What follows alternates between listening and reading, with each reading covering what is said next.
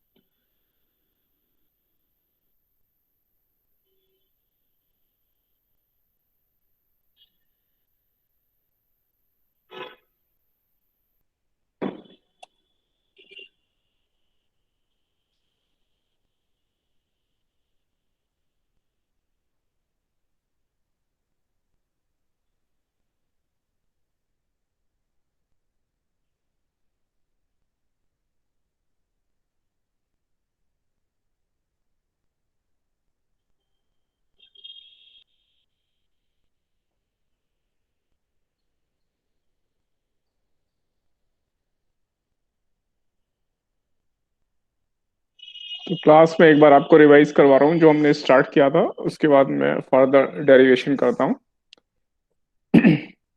ये था हमारा एनर्जी ऑफ हाइड्रोजन एटम, और इसके लिए हमने बोर्स थ्योरी का यूज किया इसमें।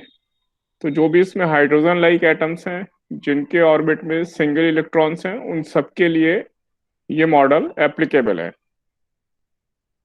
तो इसके लिए हमने यहाँ पर ये न्यूक्लियस में जो भी चार्ज होगा वो चार्ज होगा हमारा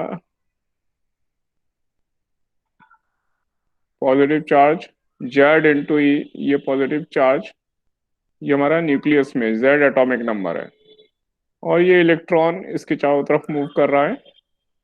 इन दोनों के बीच में जो कूलम्स फोर्स होगी, पहले हम वो फाइंड करेंगे, और ये कूलम फोर्स सेंटीमीटर फोर्स में कन्वर्ट हो जाएगी। तो हमें एक इक्वेशन तो इससे लेंगे हम, ये जो इलेक्ट्रोस्टैटिक फोर्स है ये सेंटीमीटर फोर्स में हमने कन्वर्ट कर दिया इसको। तो ये K Q1 Q2/r², simple formula use किया। पॉजिटिव चार्ज जेड इंटू ई न्यूक्लियस में, और ई इलेक्ट्रॉन का चार्ज है, और ये फोर्स सेंटीमीटर फोर्स दे रही है। एक इक्वेशन ये आई, इससे हमने रेडियस निकाले। आपको जहां भी डिफिकल्टी आए आप डिस्कस कर सकते हैं, मैं आपको बीच बीच में पूछता रहूंगा। फिर हमने बोर्स क्वांटाइजेशन रूल लिया, जिसके अकॉर्डिंग जो angular momentum of electron in any given orbit वो h/2 का इंटीग्रल मल्टीपल है। h/2 का इंटीग्रल मल्टीपल है एंगुलर मोमेंटम। तो ये एंगुलर मोमेंटम है इलेक्ट्रॉन का mvr न्यूक्लियस के अबाउट, और ये nh/2, ये मेरी सेकेंड इक्वेशन आई। और फर्स्ट और सेकेंड इक्वेशन को यूज करके हमने रेडियस निकाली। v की वैल्यू, रेडियस फाइंड करनी थी हमें। 1 मिनट।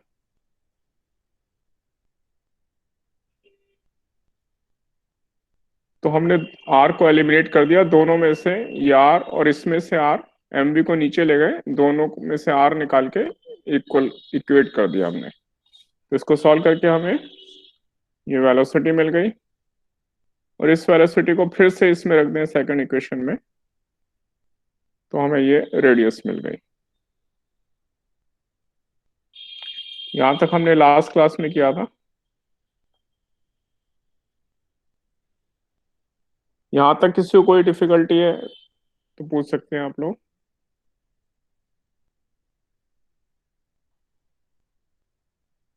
अब आगे देखते हैं, हमें इलेक्ट्रॉन की एनर्जी फाइंड करनी है। तो इसके लिए इलेक्ट्रॉन के पास दो तरह की एनर्जी है, kinetic energy and potential energy. तो हम दोनों एनर्जी फाइंड करेंगे और उनका सम करके हमें टोटल एनर्जी मिलेगी।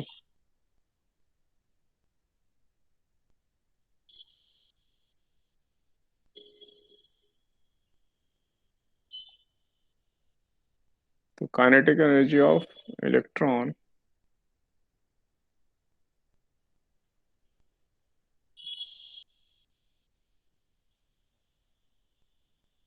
½ mv² और वेलोसिटी अभी हमने ऊपर एक्सप्रेशन में फाइंड किया है।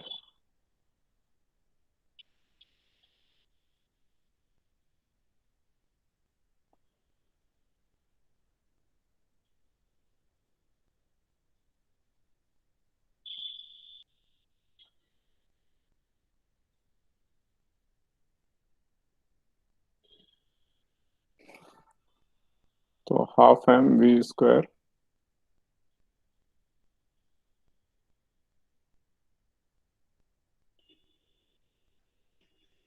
ये स्क्वायर कर दिया हमने, और ये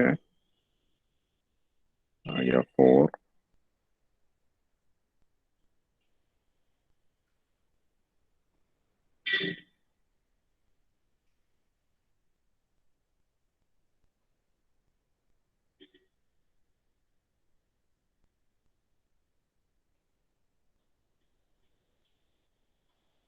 ये हमारी काइनेटिक एनर्जी इलेक्ट्रॉन की आ गई।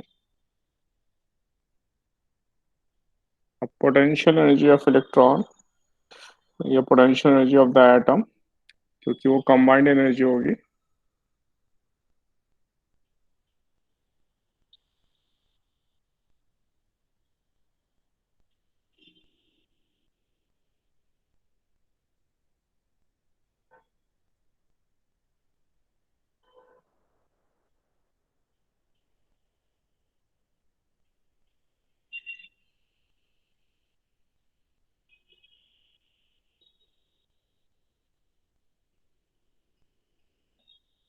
यहाँ पे हम पोटेंशियल एनर्जी में साइन रखते हैं नेगेटिव चार्ज के लिए,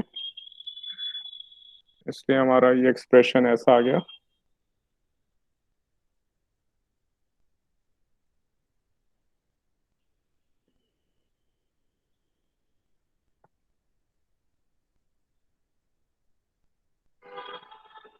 और इसमें आर की वैल्यू जो मैंने यहाँ पे निकाली है वो वैल्यू पुटअप कर देता हूँ।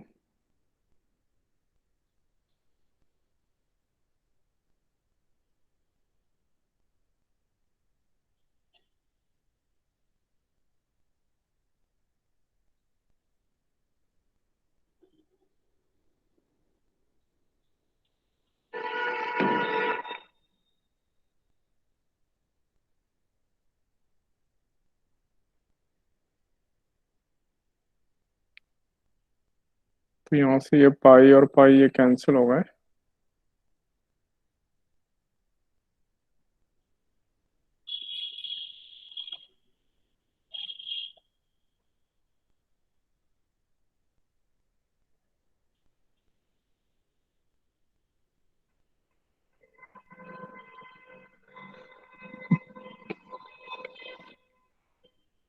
तो ये पोटेंशियल एनर्जी मैग्नीट्यूड में काइनेटिक एनर्जी की डबल आ रही है मैग्नीट्यूड में।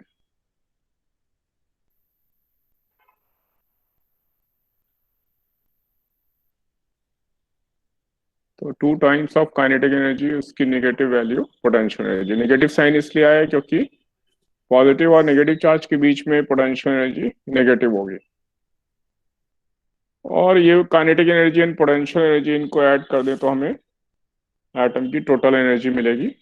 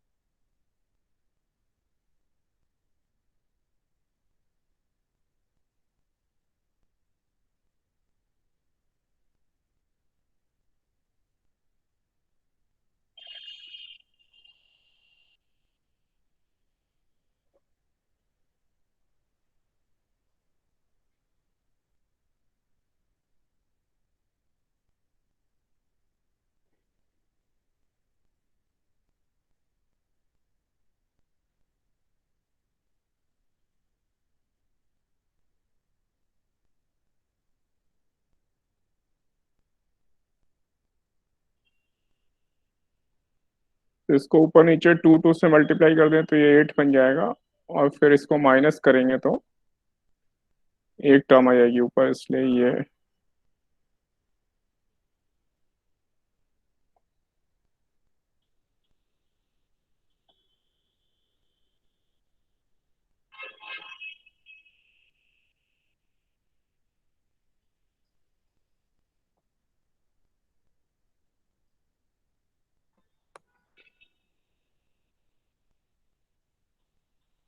तो ये हमारी इस तरह से टोटल एनर्जी ऑफ एटम आ गई। ये फॉर्मूला देखने में बड़ा कॉम्प्लिकेटेड लग रहा है, लेकिन इसको हम एक शॉर्टकट से लर्न कर सकते हैं। एम ई जेड मेज हो गया, मेज। मेज पर 8 हैन, HEN हैन। तो मेज पर 8 हैन, इसकी हेल्प से हम इसे लर्न कर सकते हैं। और एक और सिमेट्री है, 4 × 2 8 आएगा, ये भी 8 है। और 2 × 2 × 2 इन तीनों को मल्टीप्लाई करें तो भी 8 आता है। तो फॉर्मूले में काफी सिमेट्री है, तो टोटल एनर्जी हमारी ये आ गई। और अगर इन कांस्टेंट्स की वैल्यू रख दें तो ये टोटल एनर्जी हमारी कुछ ऐसी हो जाएगी।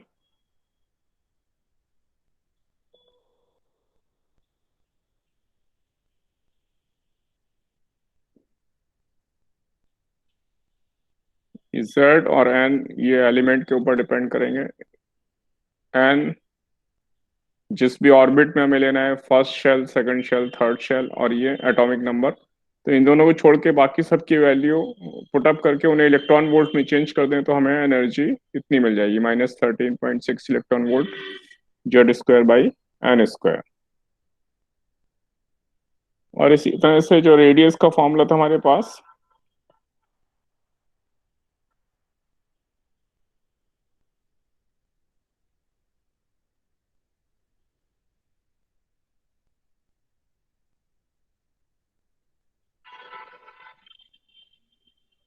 उसमें भी N और Z छोड़ के बाकी कांस्टेंट की वैल्यू अगर पुट अप कर दें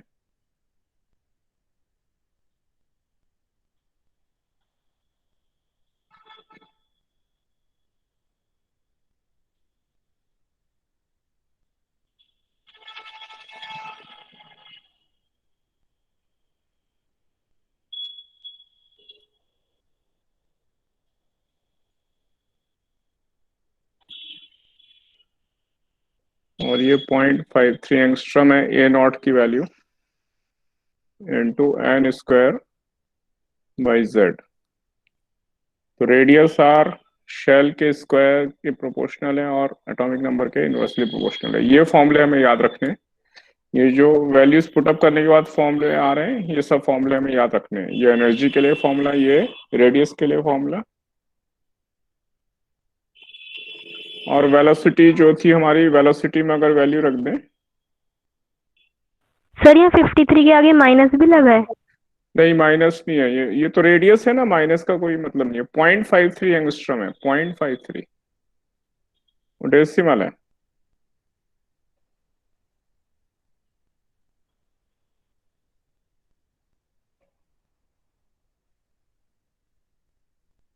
इसी तरह वेलोसिटी ऑफ, एक मिनट,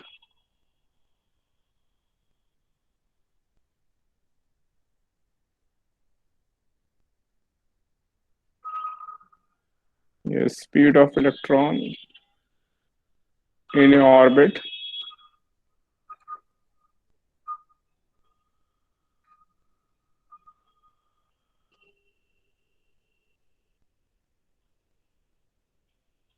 तो ये शॉर्टकट मेथड है, इससे न्यूमेरिकल सॉल्व करने में बहुत हेल्प मिलती है। इस फॉर्म में याद रखेंगे, Z atomic number, N shell number, और C ये हमारी स्पीड ऑफ लाइट।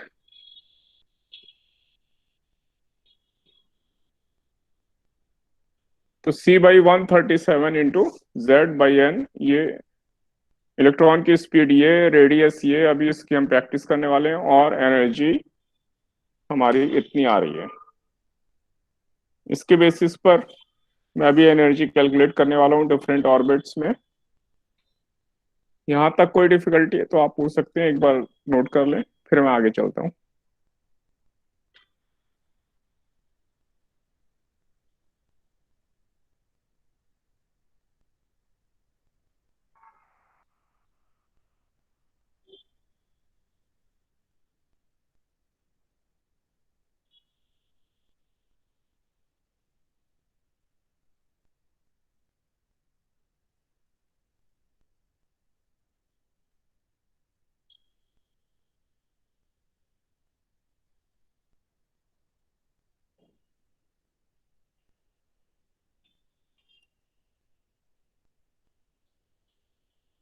यहाँ तक किसी को कोई डिफिकल्टी है तो आप पूछ सकते हैं।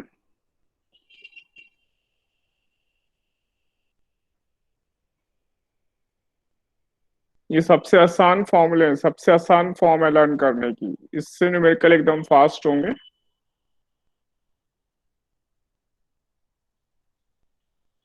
क्योंकि ज्यादातर बुक्स में बड़े लेंदी लेंदी फॉर्मूले के हुए हैं।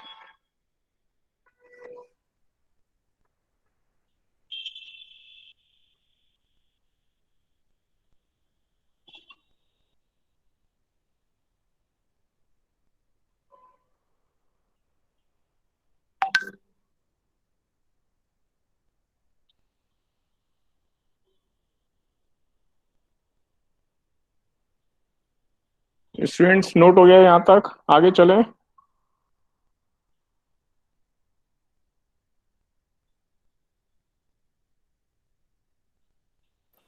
Yes sir.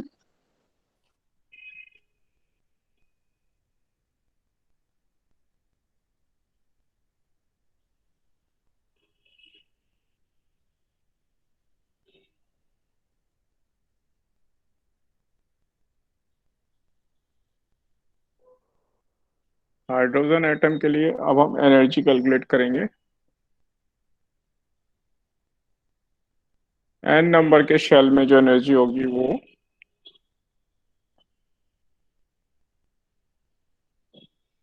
-13.6, total energy negative होती है, 13.6 इलेक्ट्रॉन वोल्ट है, into Z square upon N square था फॉर्मूला, तो जेड यहाँ पे 1 हो गया है, into Z square by N square hydrogen atom के लिए।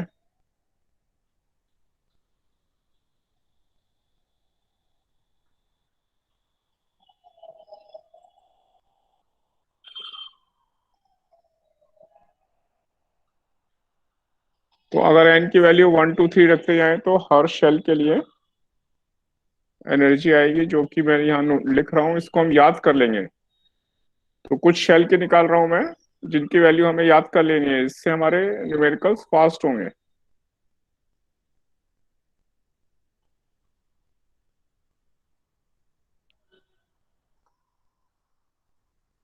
तो एनर्जी, ये एनर्जी स्टेट है एन इक्वल टू 1।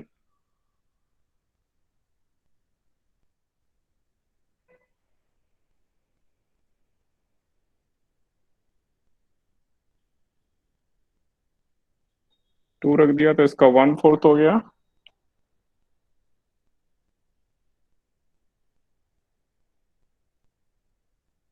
ये सब एनर्जी इलेक्ट्रॉन वोल्ट में, ये सब याद रखनी है हमें।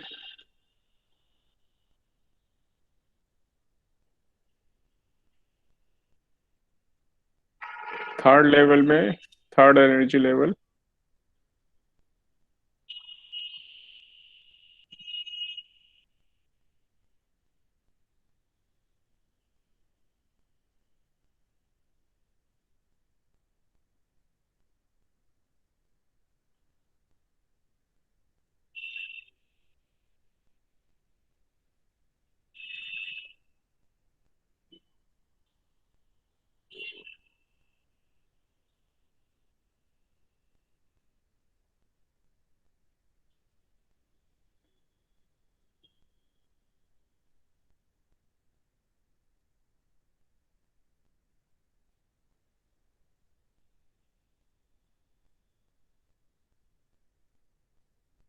सेवन तक हम याद रख रख सकें तो हमारे लिए अच्छा होगा।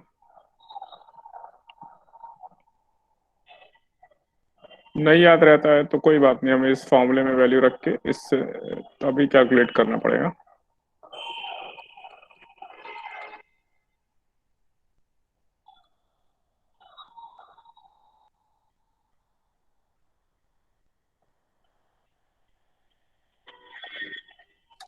तो हमें 7 लेवल तक एनर्जी लेवल याद रखने हैं। इसमें से फर्स्ट 4 लेवल ज्यादा यूज होते हैं, 5 6 7 भी यूज होंगे, लेकिन फर्स्ट 4 तो बिल्कुल ही लर्न कर लेने। -13.6, -3.4, -1.5 एंड -0.85।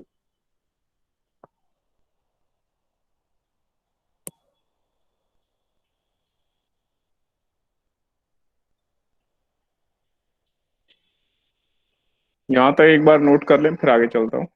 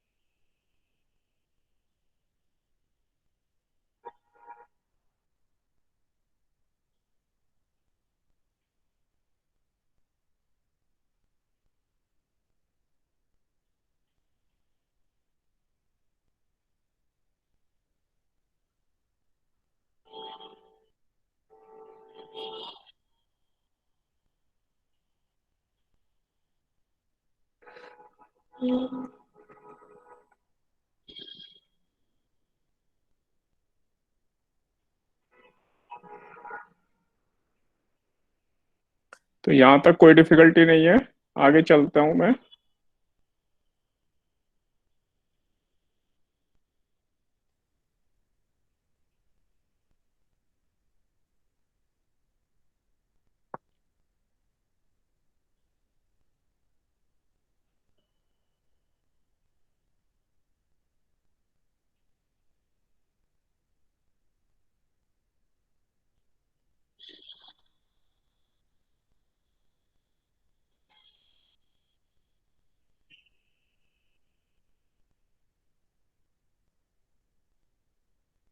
तो हाइड्रोजन स्पेक्ट्रम में डिफरेंट टाइप की सीरीज होती है।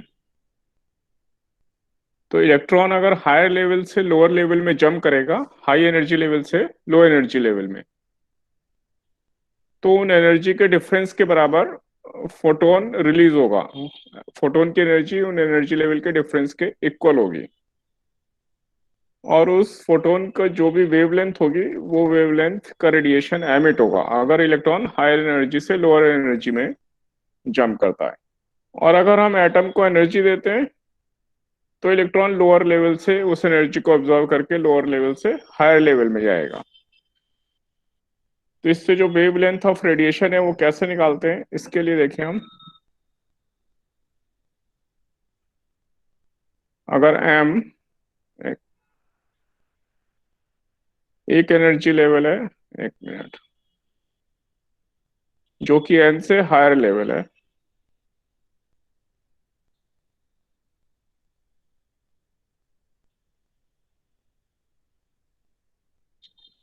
तो energy of m state minus energy of n state, in energy का डिफरेंस, इसके बराबर फोटोन की एनर्जी होगी।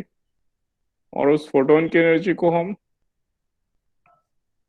h/λ रख दें, तो हमें ये वेवलेंथ मिल जाएगी। जो भी हमने ये एनर्जी लेवल लिए हैं, उसमें से अगर हम कोई भी दो एनर्जी लेवल लेते हैं, तो उनके बीच का डिफरेंस इक्वल टू h/λ, उससे हम वेवलेंथ लैम्डा कैलकुलेट कर सकते हैं। एक तो ये डायरेक्ट मेथड है, और दूसरा मेथड मैं इसको भी चेंज करने वाला हूँ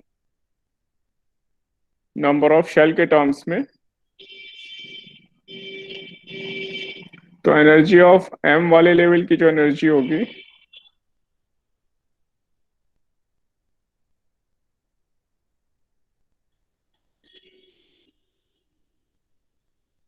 और उसमें मास भी आने वाला है, इसलिए मैं इनको थोड़ा चेंज कर लेता हूँ, मास से कंफ्यूजन ना हो, इसलिए इसको मैं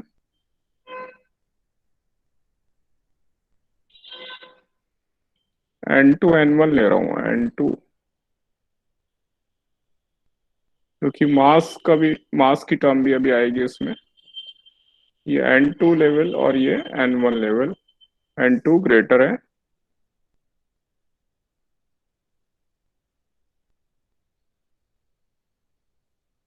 n2 हायर स्टेट है। तो n2 में जो एनर्जी लेवल होगा वो होगा हमारे पास Me4 जेड स्क्वायर अभी फॉर्मूला हमने देखा था, फाइंड की थी total energy, H square epsilon square, और यहाँ पे एन था, एन की जगह यहाँ एन टू आ गया है। N two square, N two level की एनर्जी इतनी होगी, माइनस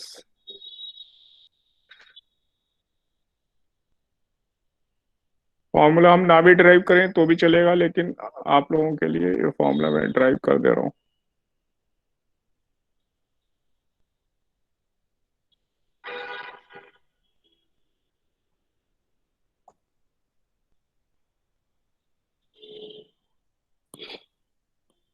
और ये भी माइनस में और ये भी माइनस में, और एन टू हमारा ग्रेटर है, एन टू नंबर ग्रेटर है, हायर स्टेट है, एन वन लोअर स्टेट है कंपेरिजन में। यहाँ पे और मैं इसमें से अभी कॉमन ले रहा हूँ,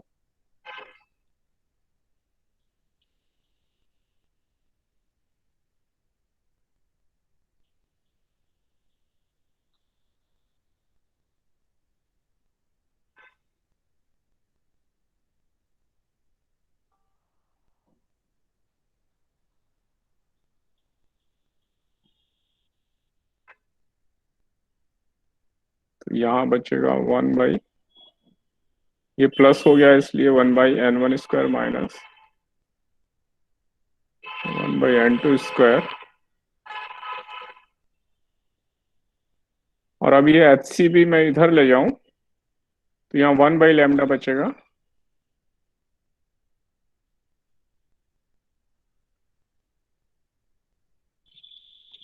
एच सी को मैं यहाँ मल्टीप्लाई कर दूं तो ये एच क्यूब हो जाएगा, यहाँ सी आ जाएगा, तो ये ऐसा हो गया।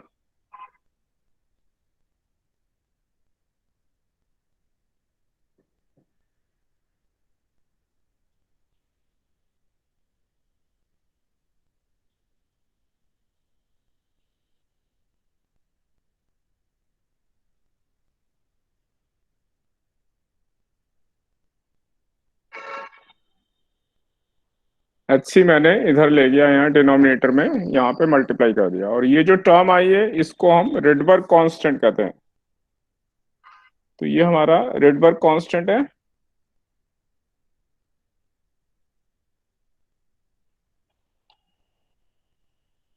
मैं इसको ऊपर करूंगा अभी, यहाँ पे एक बार देख लें, नोट कर लें, यहाँ तक कोई डिफिकल्टी है तो बताएं मुझे।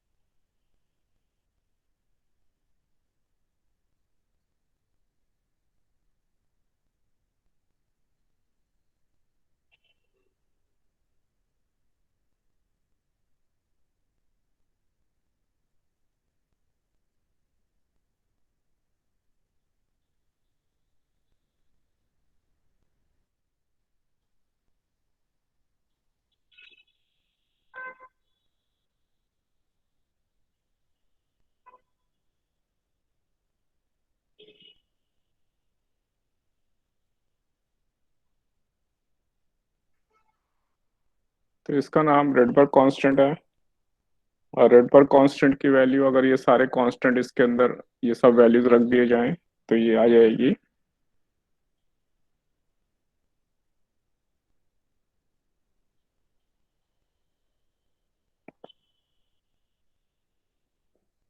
इसकी यूनिट मीटर इनवर्स है रेडबर्ग कांस्टेंट की। तो ये फॉर्मूला कुछ ऐसा बन जाएगा, R z स्क्वायर,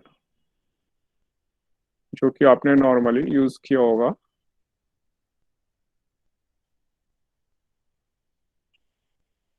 शायद केमिस्ट्री में।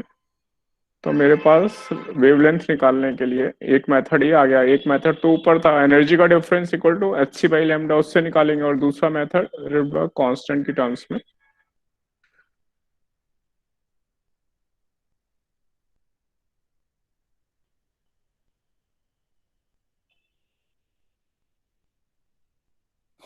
तो इससे मुझे डिफरेंट वेवलेंथ मिलेगी।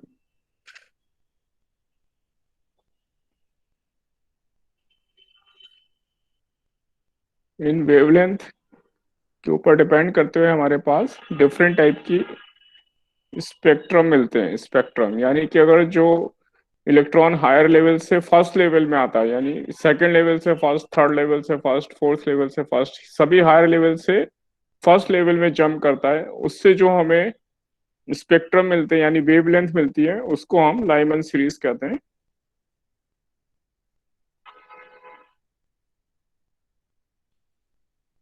तो लाइमन सीरीज के लिए इलेक्ट्रॉन जंप करेगा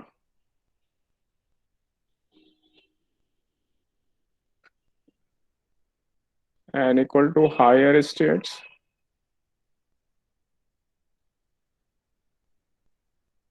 to n equal to one state यानी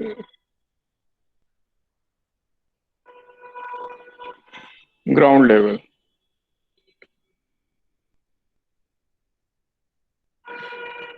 और इससे जो हमें वेवलेंथ मिलेगी उसका नाम है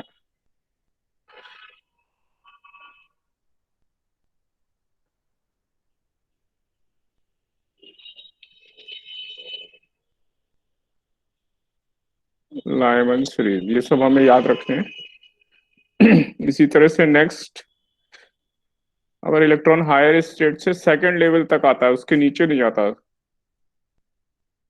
यानी थर्ड लेवल से सेकंड में, फोर्थ लेवल से सेकंड में, फिफ्थ लेवल से सेकंड में, किसी भी लेवल से सेकंड तक आता है खाली, और उसके करस्पॉन्डिंग जो हमें वेवलेंथ मिलती है उसको हम बामर सीरीज कहते हैं।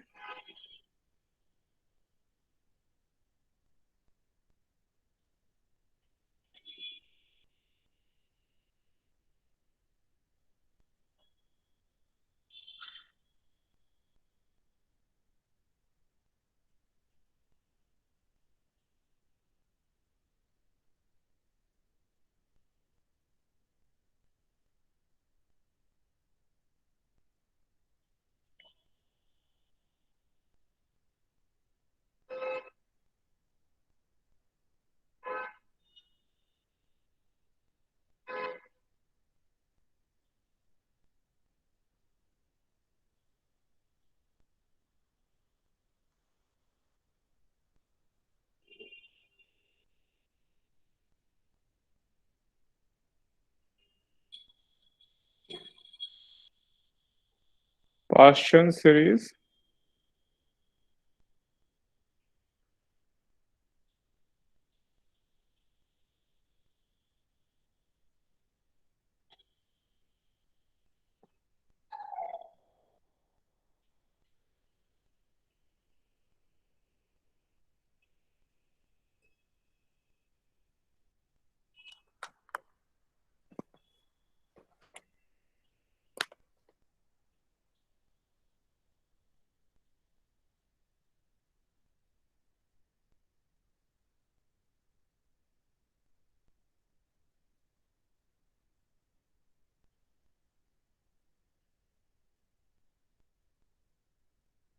ये हमारी ब्रैकेट सीरीज, यानी कि ये जो हायर लेवल है एन की वैल्यू 5, 6, 7, 8 इससे हायर होंगी। ऐसे यहाँ पे थ्री की, ये थ्री है तो इसकी वैल्यू 4, 5, 6 थ्री से हायर होंगे। टू के लिए ये 3, 4, 5 यानी टू से हायर होंगे।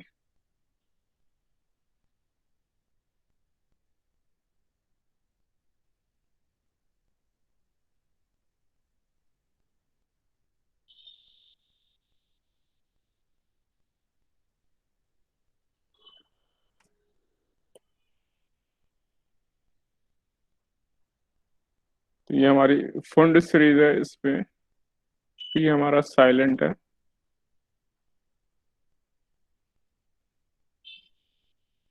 तो एन की वैल्यू यहाँ 5 से हायर होंगी, यानी 6, 7, 8, 9 अप टू इन्फिनिटी। कोई भी हायर स्टेट से एन बराबर 5 स्टेट में इलेक्ट्रॉन जंप करे, उससे जो भी हमें वेवलेंथ मिलेंगी उन सब को मिलाकर हम फुंड सीरीज कहते हैं। तो ऐसे हमें ये 5 टाइप की सीरीज मिलती है। इनकी वेवलेंथ को अगर हम ऑब्जर्व करें तो इलेक्ट्रोमैग्नेटिक वेव की स्पेक्ट्रम में कंपेयर करें तो बामर सीरीज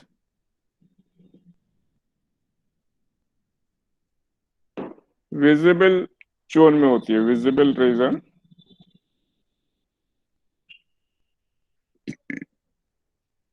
लाइमन सीरीज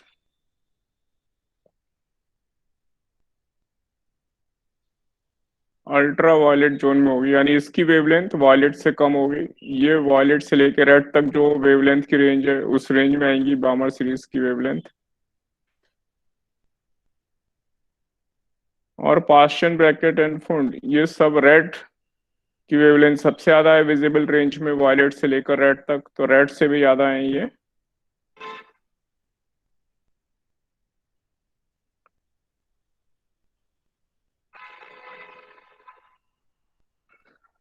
तो ये इंफ्रारेड रीजन में होती हैं।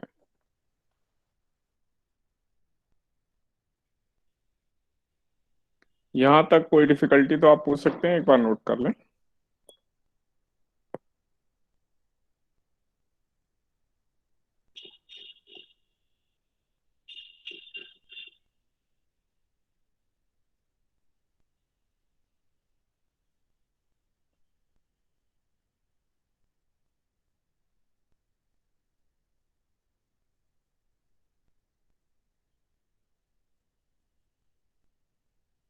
सॉरी।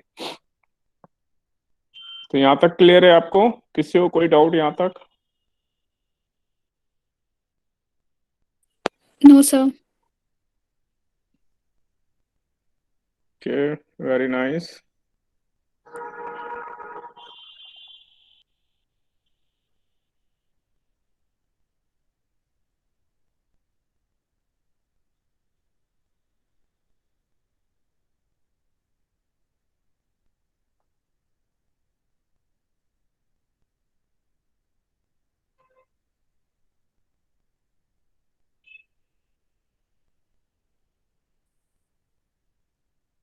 हमने जो एनर्जी फाइंड की थी एटम की, एनर्जी इक्वल टू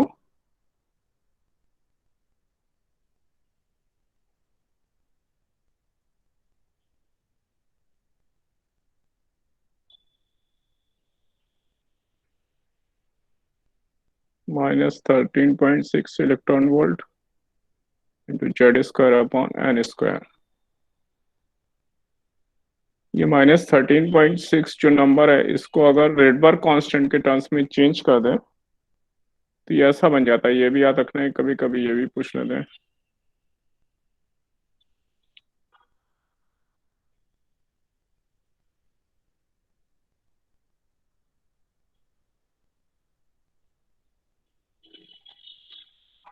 और एनर्जी को हम रेडबर्ग में भी मेजर करते हैं, तो 1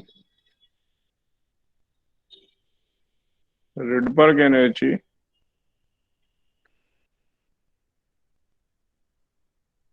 -13.6 इलेक्ट्रॉन वोल्ट होती है। और ये जो आर एच सी कॉन्स्टेंट है, ये रेडबर्ग कांस्टेंट है। इसके टर्म्स में जो एनर्जी होगी आर एच सी की वैल्यू 13.6 इलेक्ट्रॉन वोल्ट है। तो कभी एनर्जी की यूनिट अगर रेडबर्ग एनर्जी है, मतलब 1 रेडबर्ग एनर्जी, जो हाइड्रोजन एटम की ग्राउंड स्टेट में एनर्जी है, उसे हम रेडबर्ग एनर्जी कहते हैं, -13.6 electron volt.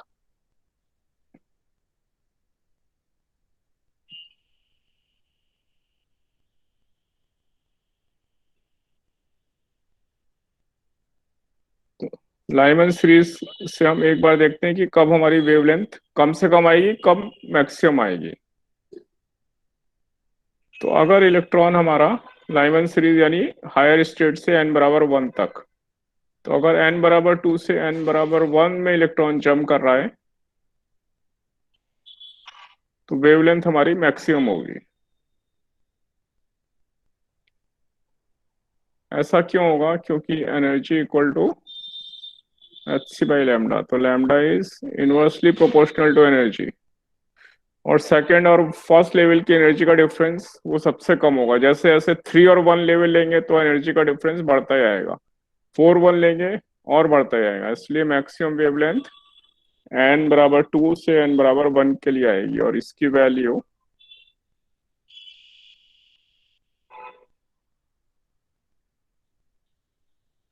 1/n1 square -1/n2 square से अगर वेवलेंथ की वैल्यू निकालें तो लैम्डा की वैल्यू आती है इसके लिए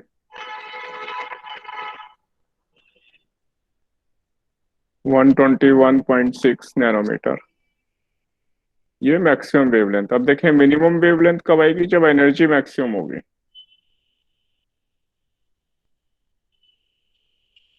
तो लाइमन सीरीज के लिए मिनिमम वेवलेंथ तब आएगी जब इलेक्ट्रॉन इंफिनिटी से वन में ट्रांजिशन करे।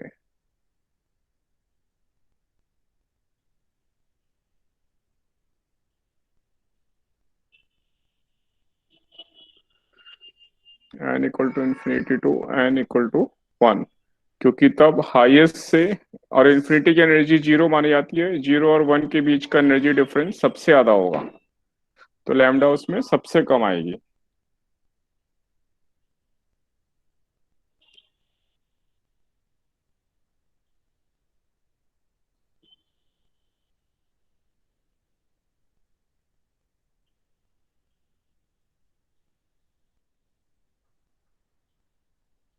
तो वहाँ लैम्डा की वैल्यू हमारी अराउंड 91.2 नैनोमीटर है। तो इसलिए लाइमन सीरीज की रेंज मिनिमम वेवलेंथ ये होगी और मैक्सिमम वेवलेंथ ये होगी, इसके बीच में ही बाकी सारी वेवलेंथ होंगी।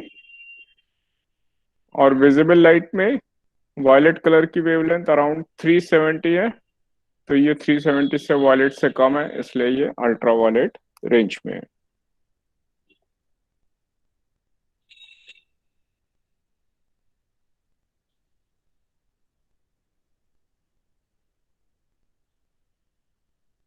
पहले यहाँ तक एक बार नोट कर लेते हैं, फिर आगे चलता हूँ।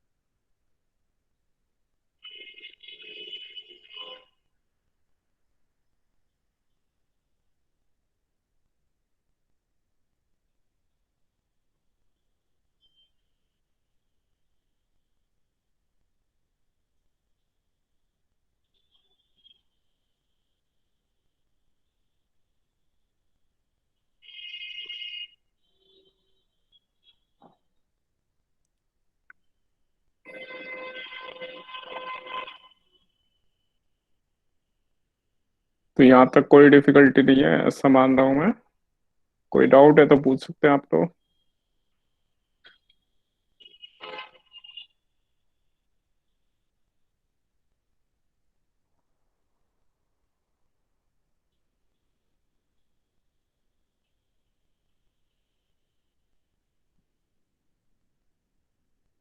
अब देखेंगे ionization energy and ionization potential क्या होता है।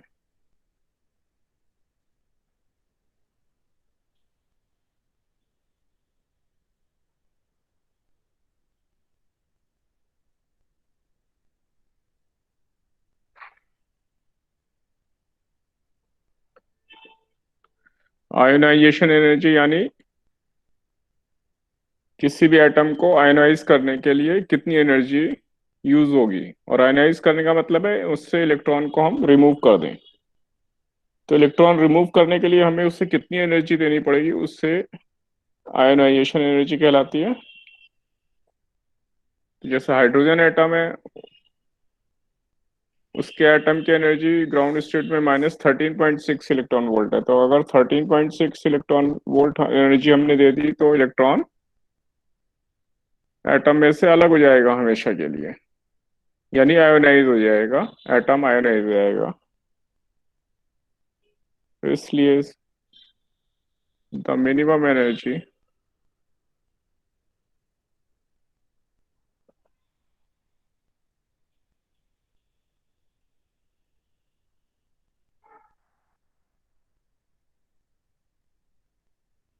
needed to ionize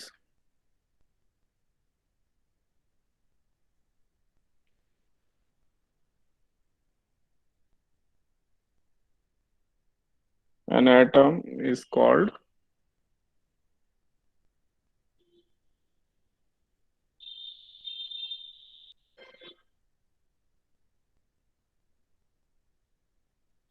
ionization energy. और आयनाइजेशन एनर्जी इलेक्ट्रॉन की जितनी एनर्जी हमें देनी है, इलेक्ट्रॉन को कितना पोटेंशियल डिफरेंस अप्लाई करें कि उसको आयनाइजेशन एनर्जी मिल जाए, उस पोटेंशियल डिफरेंस को आयनाइजेशन पोटेंशियल कहते हैं।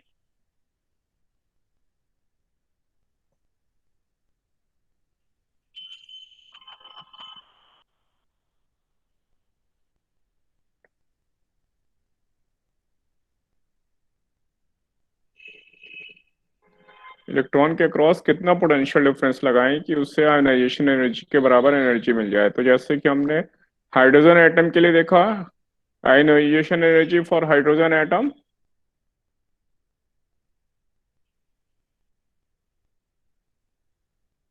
13.6,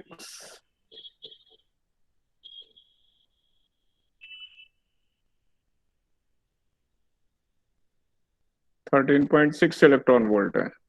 ये आयोनाइजेशन एनर्जी है हाइड्रोजन एटम के लिए। और इलेक्ट्रॉन को कितना पोटेंशियल डिफरेंस अप्लाई करें, तो यहाँ पे चार्ज इंटू पोटेंशियल डिफरेंस, इसको ई से डिवाइड कर दें तो 13.6 वोल्ट आ जाता है।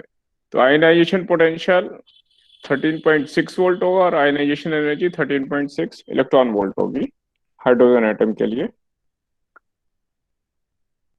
ऐसे हम आयनाइजेशन पोटेंशियल निकालते हैं।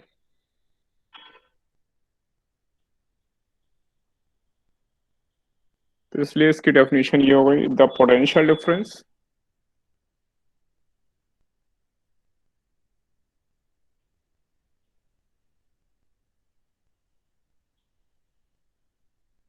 through which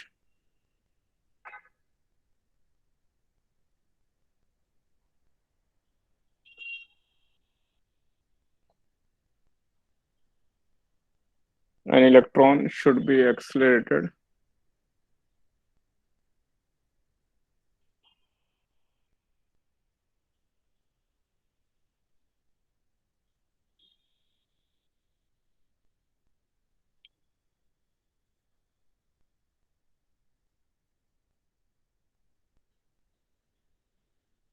to acquire ionization energy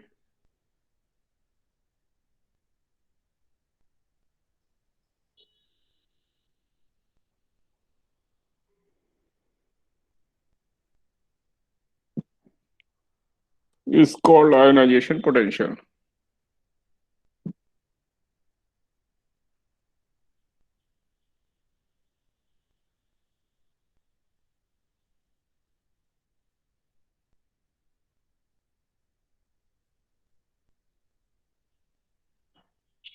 तो for hydrogen atom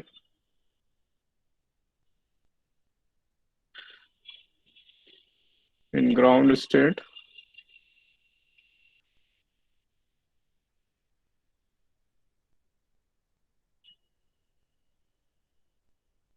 यहाँ भी एक ग्राउंड स्टेट ली हमने।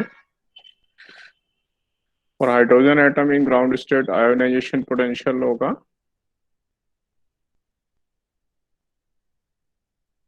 सेम वैल्यू, खाली इसको ई से डिवाइड कर देंगे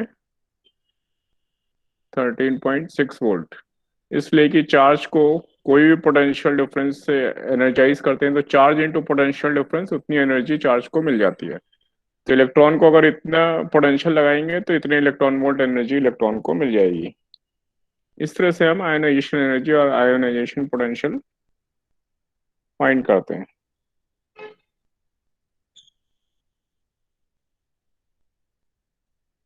नेक्स्ट हम देखेंगे बाइंडिंग एनर्जी।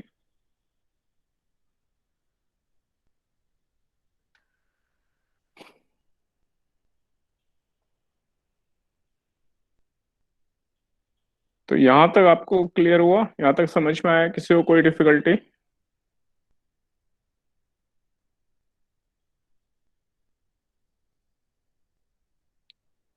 No sir. तो बाइंडिंग एनर्जी देखते हैं। बाइंडिंग एनर्जी हम दो तरह से डिफाइन करते हैं।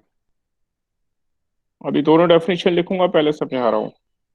बाइंडिंग एनर्जी यानी कोई भी एटम बनाने के लिए उसके जो कॉन्स्टिट्यूएंट्स होंगे, या कोई भी सिस्टम है उसके जो भी कॉन्स्टिट्यूएंट्स, यानी वो जिन जिन से मिलकर बना है। जैसे कि एटम है तो एटम जिससे मिलकर बना है, न्यूक्लियस और इलेक्ट्रॉन, उन सारे एलिमेंट्स को इन्फिनिटी से लाकर सिस्टम बनाने में जो एनर्जी रिलीज होती है उसे हम बाइंडिंग एनर्जी कहते हैं। ये एक डेफिनेशन है। तो हाइड्रोजन एटम के लिए देखें तो उसका जो न्यूक्लियस में प्रोटॉन है और एक इलेक्ट्रॉन है। प्रोटॉन और इलेक्ट्रॉन को इन्फिनिटी से लाकर हाइड्रोजन एटम बनाने में जो एनर्जी रिलीज होगी उसे हम बाइंडिंग एनर्जी कहते हैं। ये एक डेफिनेशन है। और दूसरी डेफिनेशन, अब उनको अलग कर दें, यानी प्रोटॉन और न्यूट्रॉन ये जो भी कॉन्स्टिट्यूएंट्स हैं सिस्टम के, उन सबको इनफाइनाइट डिस्टेंस अवे ले जाएं, सबको दूर दूर कर दें। उसके लिए हमें जितनी एनर्जी देनी पड़ेगी सेपरेट करने के लिए कॉन्स्टिट्यूएंट्स को, उसे भी हम बाइंडिंग एनर्जी कहते हैं। तो बाइंडिंग एनर्जी को हम दोनों तरह से डिफाइन कर सकते हैं। तो अगर हम हाइड्रोजन एटम की बात करें तो हाइड्रोजन एटम की बाइंडिंग एनर्जी, क्योंकि हमें इलेक्ट्रॉन को रिमूव करने के लिए जो एनर्जी देनी थी, आयोनाइजेशन एनर्जी, इससे हमें पता चल रहा था 13.6 इलेक्ट्रॉन वोल्ट, इतनी एनर्जी हमें देनी पड़ेगी इलेक्ट्रॉन को रिमूव करने के लिए। तो वही हाइड्रोजन एटम की वही बाइंडिंग एनर्जी भी है। तो जो ग्राउंड स्टेट में एनर्जी होगी उसकी एब्सोल्यूट वैल्यू यानी पॉजिटिव वैल्यू अगर हम ले लें तो वो बाइंडिंग एनर्जी मिल जाएगी हमें। तो 13.6 इलेक्ट्रॉन वोल्ट हाइड्रोजन एटम के लिए बाइंडिंग एनर्जी है। इतनी एनर्जी अगर हम इलेक्ट्रॉन इसको हाइड्रोजन एटम को दे दें तो उसके जो कॉन्स्टिट्यूएंट्स हैं वो एक दूसरे से इनफाइनाइट डिस्टेंस अवे चले जाएंगे। या अगर हम उसके कॉन्स्टिट्यूएंट्स को इनफाइनाइट डिस्टेंस से लाकर हाइड्रोजन एटम बनाए तो 13.6 इलेक्ट्रॉन वोल्ट इतनी एनर्जी रिलीज होगी, इतनी एनर्जी हमें मिलेगी, उसे हम बाइंडिंग एनर्जी कहते हैं। तो अब मैं लिख रहा हूं इसको।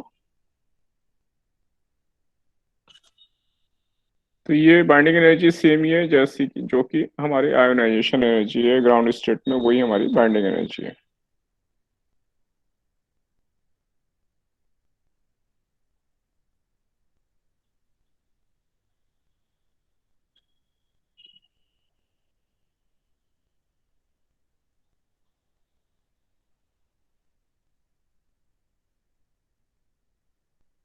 Binding energy of a system is defined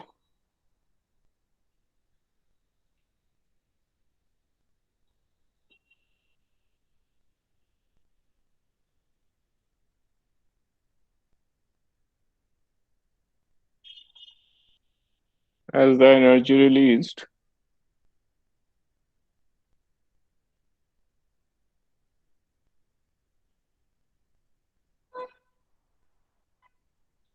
when its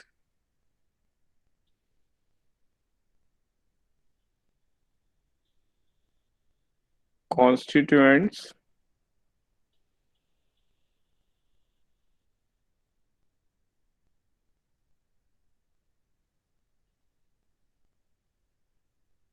are brought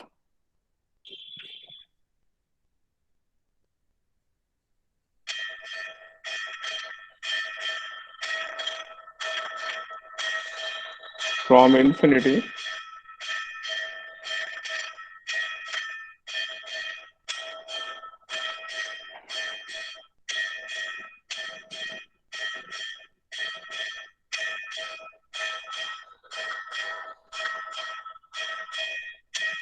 to form the system।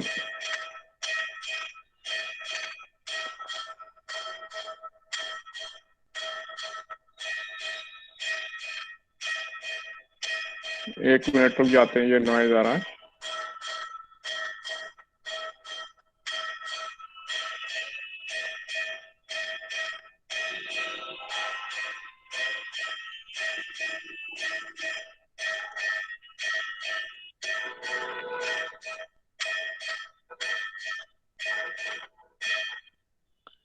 तो binding energy of a system is defined as energy released कब, जब इसके कॉन्स्टिट्यूएंट्स को हम इन्फिनिटी से लेकर आते हैं और सिस्टम को फॉर्म करते हैं।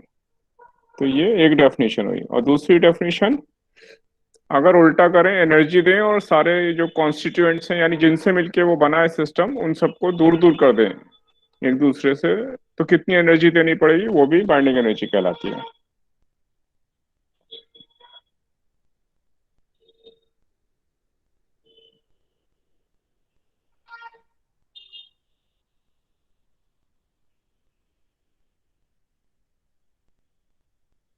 It may also be defined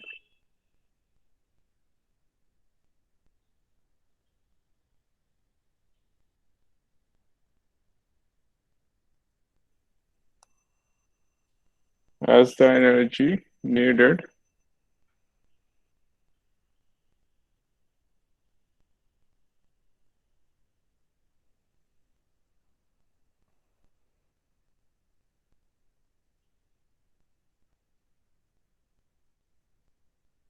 to separate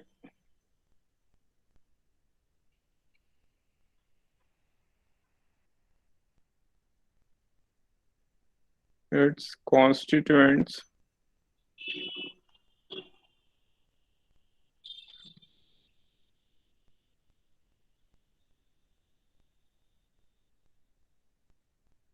to large distances।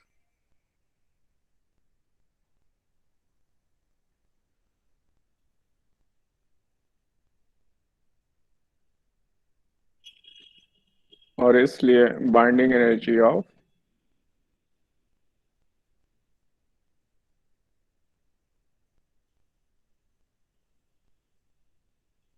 Hydrogen atom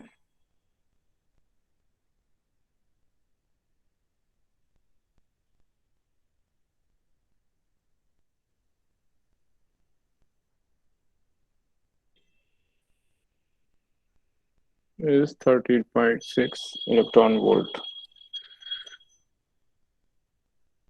and it is same as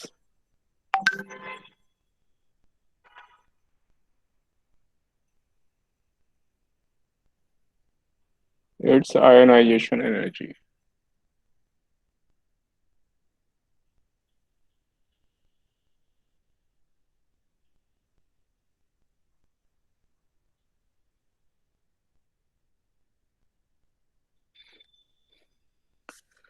तो यहाँ तक एक बार आप लोग देख लें, कोई डिफिकल्टी है तो फिर एक्सप्लेन करूंगा मैं, एक बार नोट कर लें।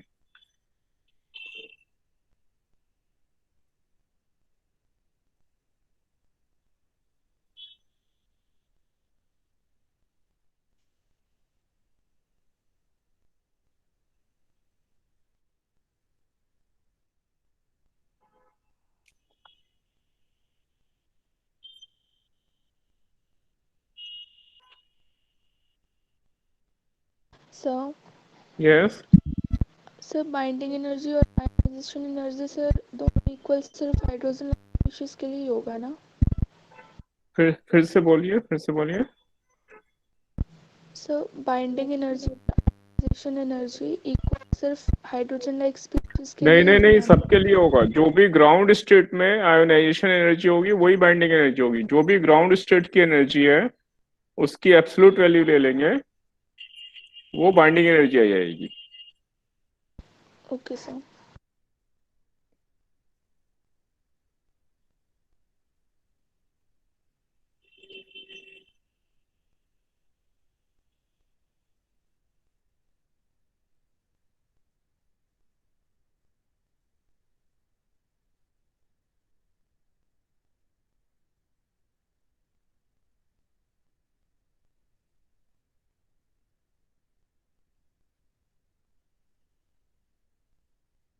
अब आगे चल रहा हूँ मैं। देखते हैं एक्साइटेशन एनर्जी और एक्साइटेशन पोटेंशियल।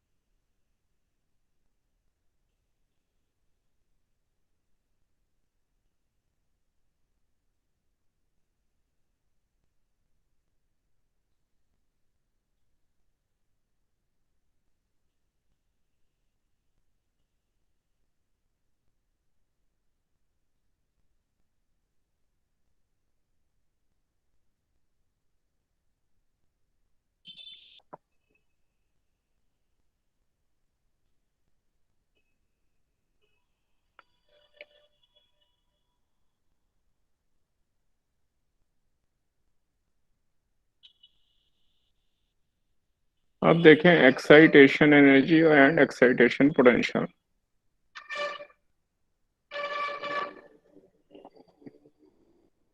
तो पहले हम एक बार सारी टर्म्स डिस्कस कर लें, उसके बाद इसके न्यूमेरिकल अभी प्रैक्टिस करेंगे। पहले टर्म्स डिस्कस कर रहा हूं मैं, एक्साइटेशन एनर्जी एंड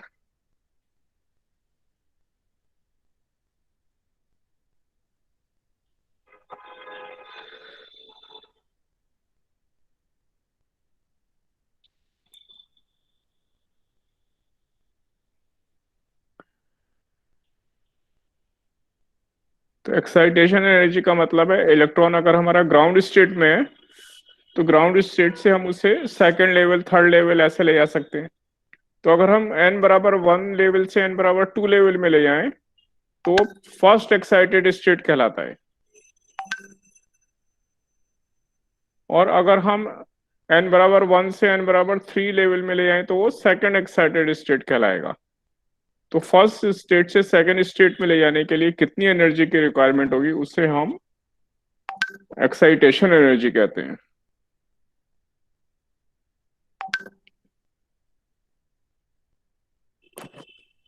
और उसी तरह से जो भी एक्साइटेशन एनर्जी होगी वो एनर्जी इलेक्ट्रॉन को मिले उसके लिए उसके अक्रॉस कितना पोटेंशियल डिफरेंस अप्लाई करना है वो एक्साइटेशन पोटेंशियल है। तो एक्साइटेशन एनर्जी को हम जो भी इलेक्ट्रॉन वोल्ट में होगी उसको ई से डिवाइड कर दें तो वोल्ट में सेम नंबर हमारा एक्साइटेशन पोटेंशियल आ जाएगा। तो पहले मैं डेफिनेशन लिख दूं, फिर मैं अभी समझा रहा हूँ। जैसे कि अगर हाइड्रोजन एटम में देखें हम, पहले डेफिनेशन लिख देता हूँ।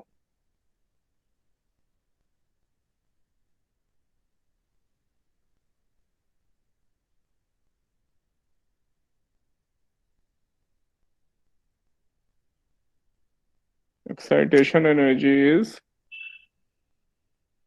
the energy needed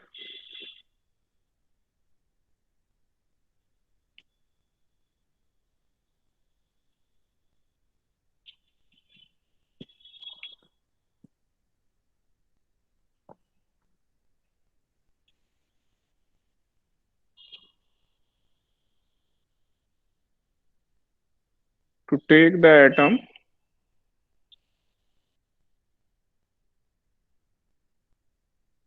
from its ground state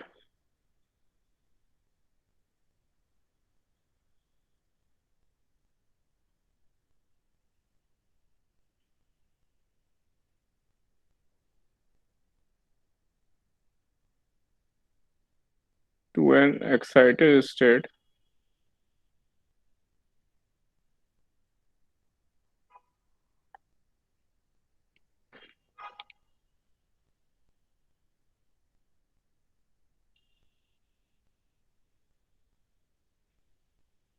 is called the excitation energy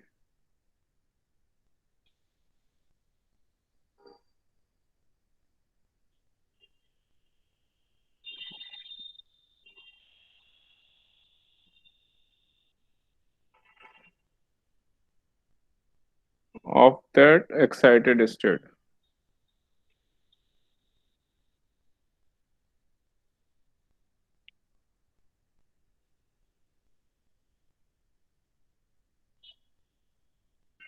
तो फॉर हाइड्रोजन एटम देखते हैं हम। हाइड्रोजन एटम के लिए n बराबर 1 में जो एनर्जी है -13.6 इलेक्ट्रॉन वोल्ट, और n बराबर 2 में जो एनर्जी है -3.4 इलेक्ट्रॉन वोल्ट है।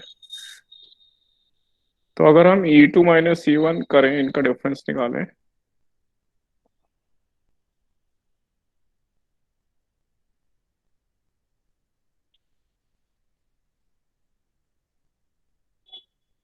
तो ये 10.2 इलेक्ट्रॉन वोल्ट आई। तो यानी ग्राउंड स्टेट से सेकंड लेवल में जाने के लिए इतनी एनर्जी की रिक्वायरमेंट है। इसमें हम ये 10.2 एनर्जी अगर ऐड कर दें तो ये इतनी एनर्जी आ जाएगी E2। तो जो एनर्जी की, इस एनर्जी की रिक्वायरमेंट है उसे हम एक्साइटेशन एनर्जी कहेंगे। इसलिए excitation of hydrogen, excitation energy of hydrogen atom in first excited state 10.2 electron volt है।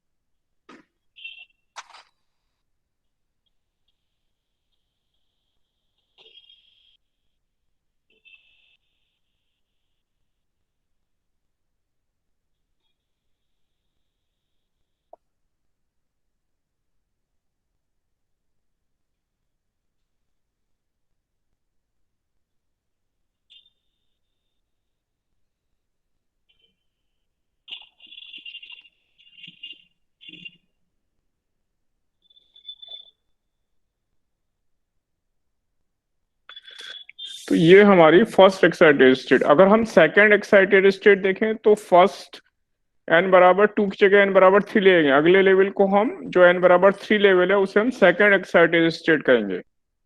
तो अगर हमें सेकंड एक्साइटेड स्टेट की एनर्जी निकालनी है तो यहाँ पे 1 और 3 का जो डिफरेंस है वो निकालेंगे। इसी तरह थर्ड एक्साइटेड स्टेट यानी n बराबर 4, तो 1 और 4 जो एनर्जी लेवल है उनका डिफरेंस निकालेंगे। तो वो थर्ड लेवल की एक्साइटेड स्टेट के लिए एक्साइटेशन एनर्जी होगी, यानी ग्राउंड से उस लेवल तक ले जाने में कितनी एनर्जी देनी है उसे हम एक्साइटेशन एनर्जी कहते हैं।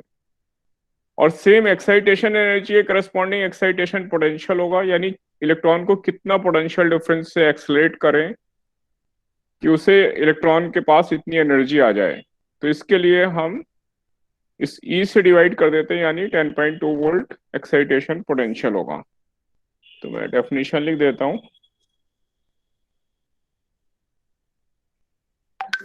तो यहां तक समझ में आया आप लोगों को? Yes sir.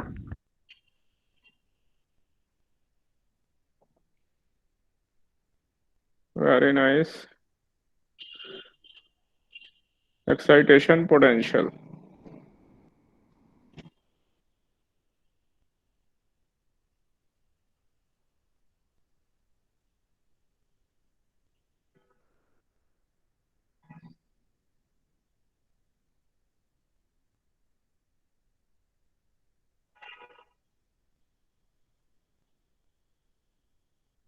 The potential through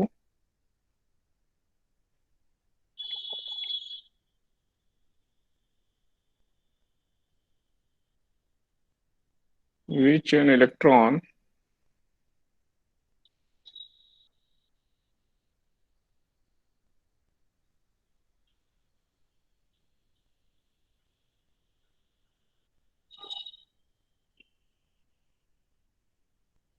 should be accelerated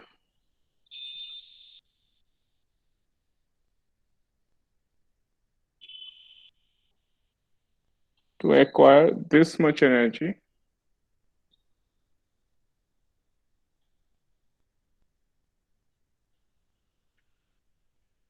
or excitation energy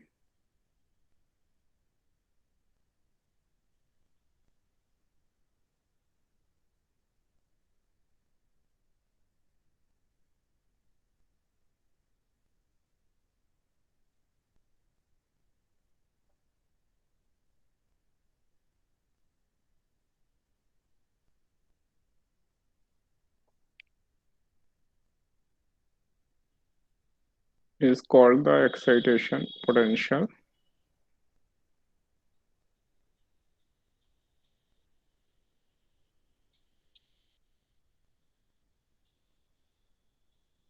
And so the excitation potential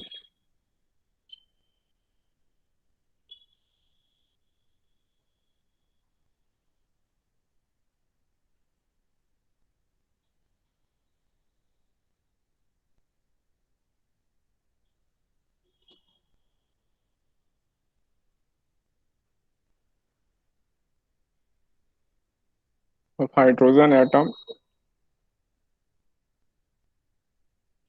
in first excited state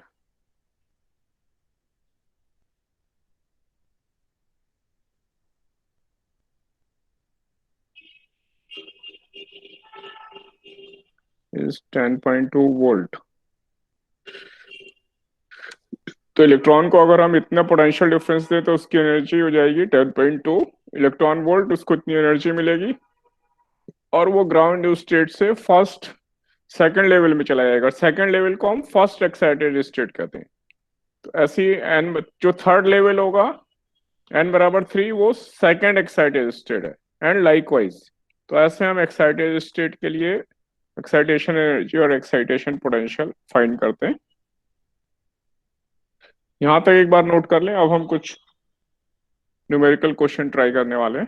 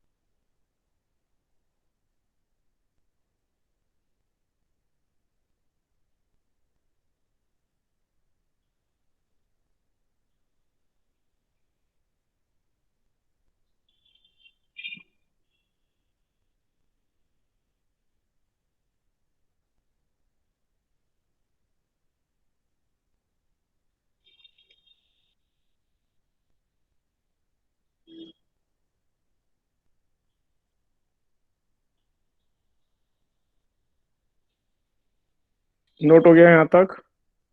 किसी को कोई डिफिकल्टी यहाँ तक?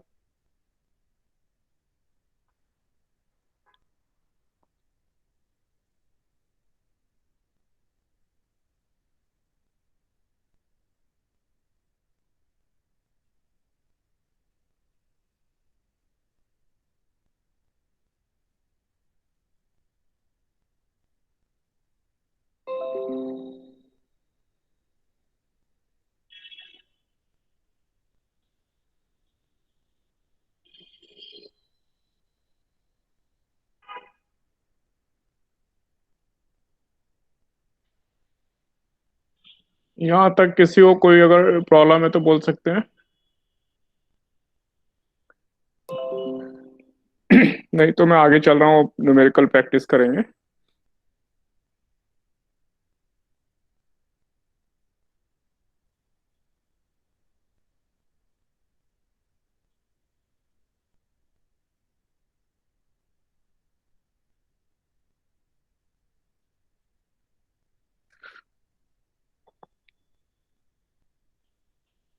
हाइड्रोजन एटम के लिए देखें, N1 में फर्स्ट लेवल में एनर्जी है -13.6 इलेक्ट्रॉन वोल्ट, और अगर थर्ड लेवल की एनर्जी देखें तो वो है -1.5 electron volt.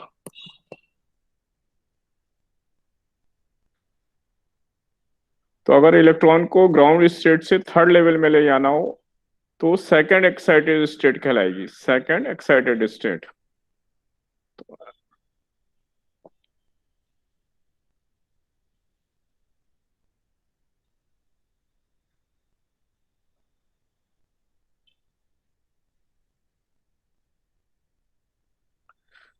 n = 2 first excited state, और उससे अगली सेकंड, उससे अगली थर्ड, ऐसे एक्साइटेड स्टेट है। तो अगर हमें थर्ड एक्साइटेड स्टेट के लिए एक्साइटेशन एनर्जी निकालनी है, यानी सेकंड एक्साइटेड स्टेट के लिए, for second excited state,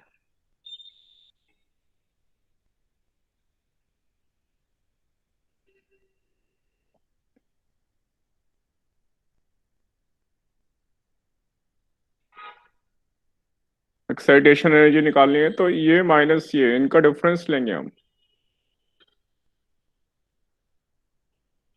N1 में ये एनर्जी है, ये E1, और इसको मैं E3 एनर्जी कह रहा हूँ। थर्ड लेवल में एनर्जी है -1.5 माइनस,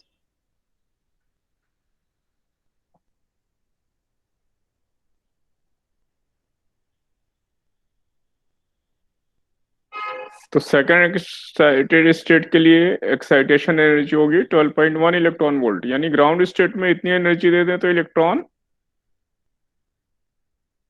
थर्ड लेवल में चला जाएगा, n = 3 लेवल में। इस एनर्जी को ही हम एक्साइटेशन एनर्जी कहते हैं।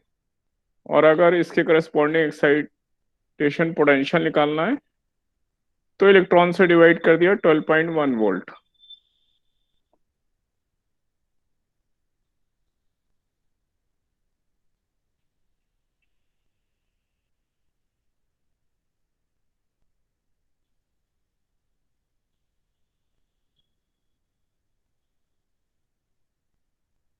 तो जो हमारा एक्साइटेशन पोटेंशियल होगा वो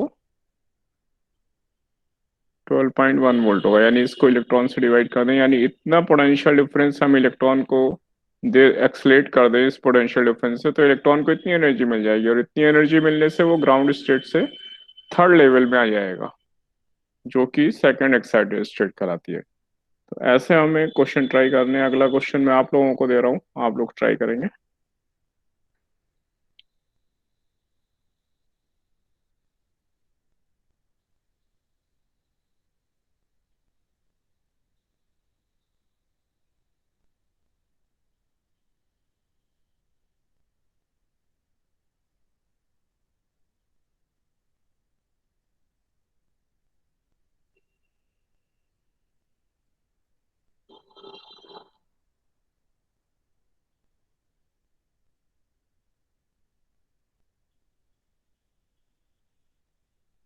calculate the wavelength of radiation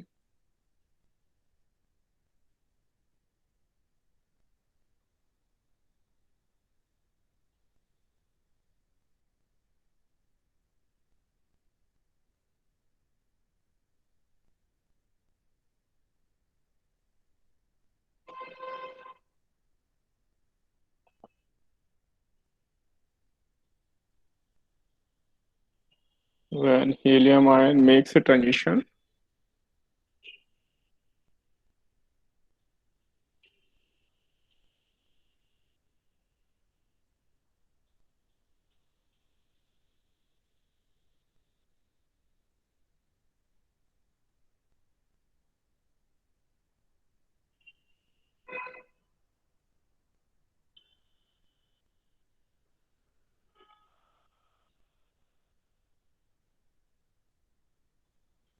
from the state n बराबर 3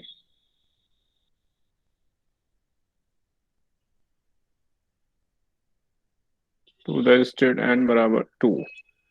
जब हीलियम आयन इस लेवल से इस लेवल में ट्रांजिशन करता है तो क्या वेवलेंथ एमिट होगी?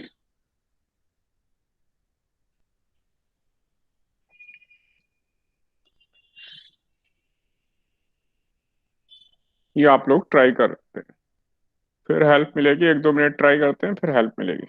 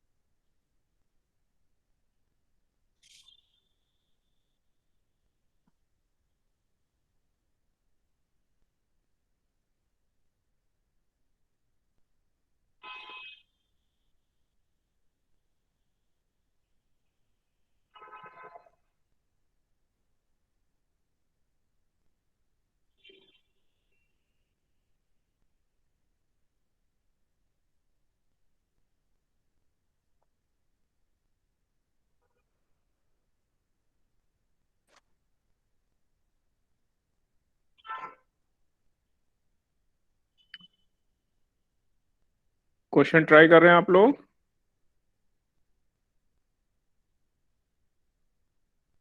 Yes sir. Okay okay.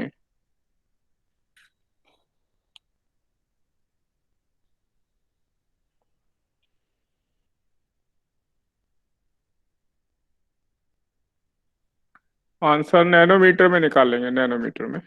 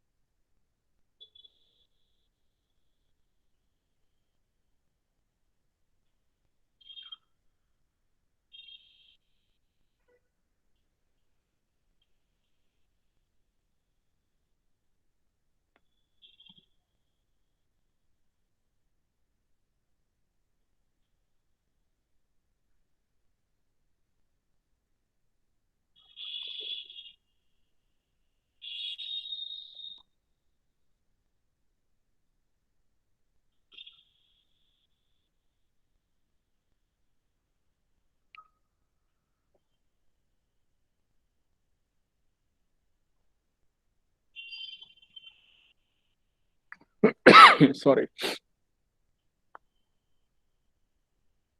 180 nanometre sir. 180, 164 आ रहा है अप्रोक्सीमेट। ठीक है, 164 आ रहा है वैसे। कैसे करेंगे? 1/λ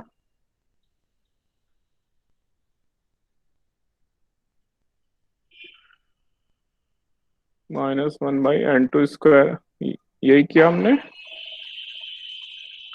रेडबर्ग कांस्टेंट और जेट की वैल्यू यहाँ पे 2 है।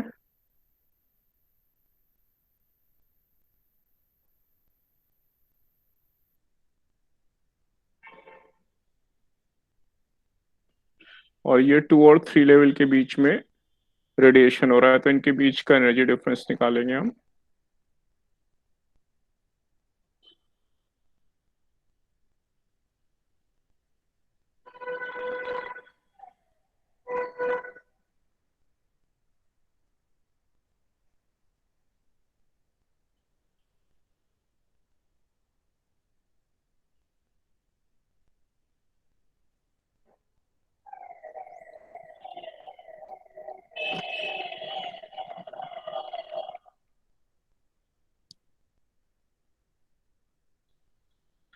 ये कैलकुलेट करेंगे तो ये अप्रोक्सीमेटली 164 नैनोमीटर आ जाएगा।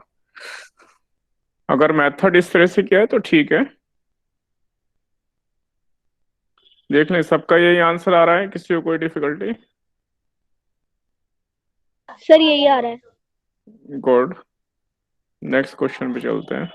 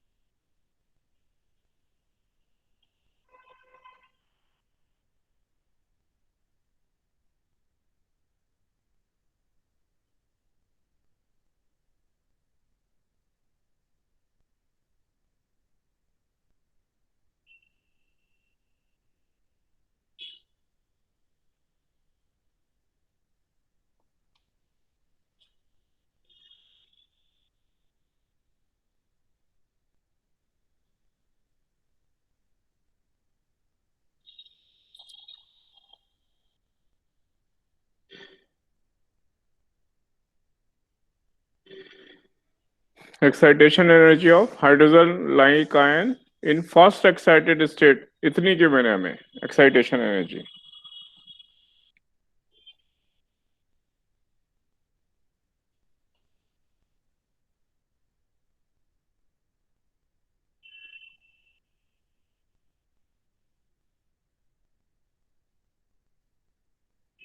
Find the ionization energy of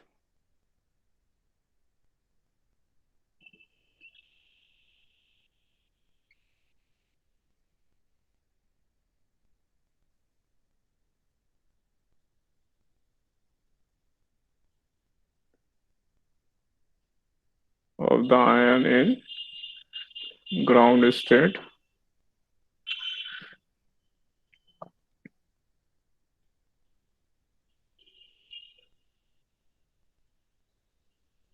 तो ये जो आयन है, इसकी ग्राउंड स्टेट में आयोनाइजेशन एनर्जी कितनी होगी, ये फाइंड करना है हमें।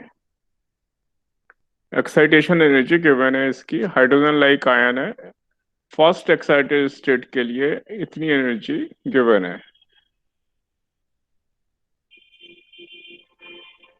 पहले ट्राई करते हैं, या फिर मेथड मुझे बता भी सकते हैं आप लोग कि हम ऐसा ऐसा करेंगे, और फिर ट्राई कर सकते हैं। अगर आप लोग चाहें तो मुझे मेथड बता सकते हैं कैसे करेंगे।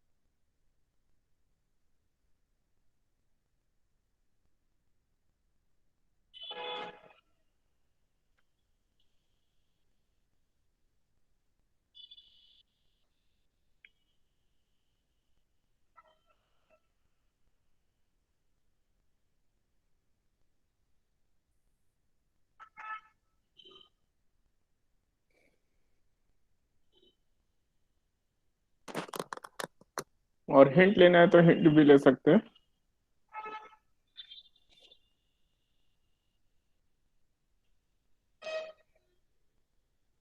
फर्स्ट एक्साइटेड स्टेट के एनर्जी गिवन है, मतलब n बराबर 1 और n बराबर 2 दोनों लेवल की एनर्जी का डिफरेंस ये गिवन है हमें।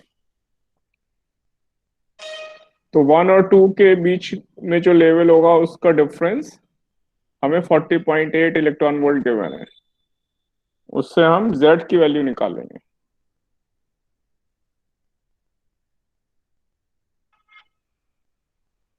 ट्राई कर रहे हैं आप लोग?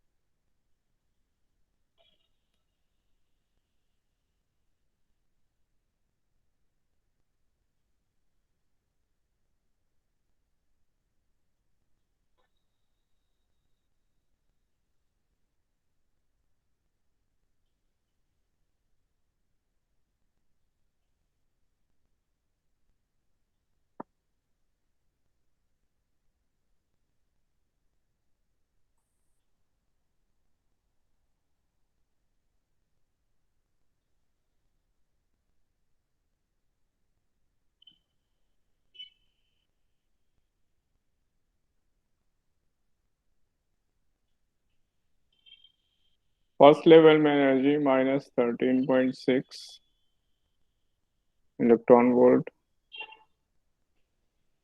Into Z square by N square, और एन है हमारा 1।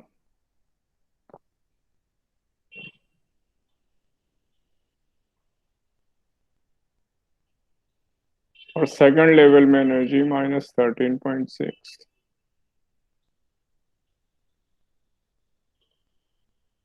एन बराबर 2 हो गया है सेकंड में, यानी डिवाइड बाई 4। और E2 माइनस E1 हमें गिवन है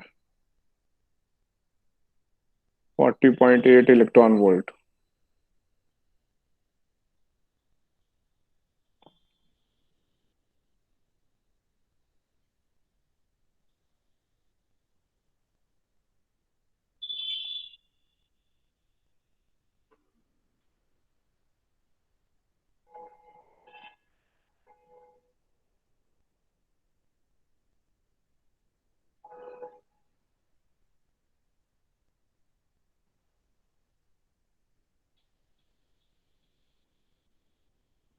तो इसमें से इसको माइनस कर दिया हमने।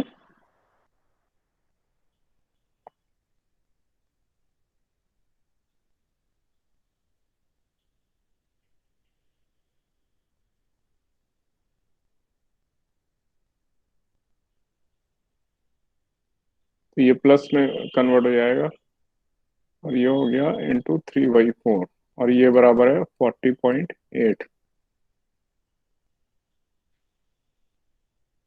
इससे z इसकी वैल्यू निकाल लेंगे, सब कैंसिल हो गए, जेड की वैल्यू कैलकुलेट कर लेंगे जो कि 2 आ जाएगी।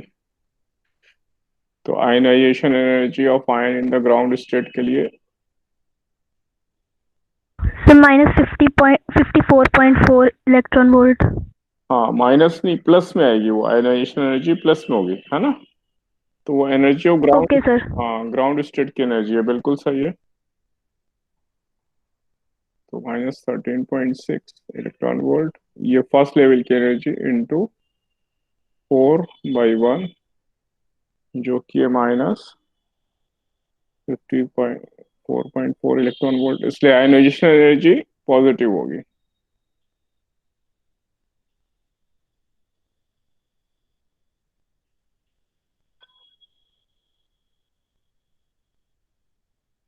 यानी इतनी एनर्जी दे दें तो इलेक्ट्रॉन रिमूव हो जाएगा इस आयन में से।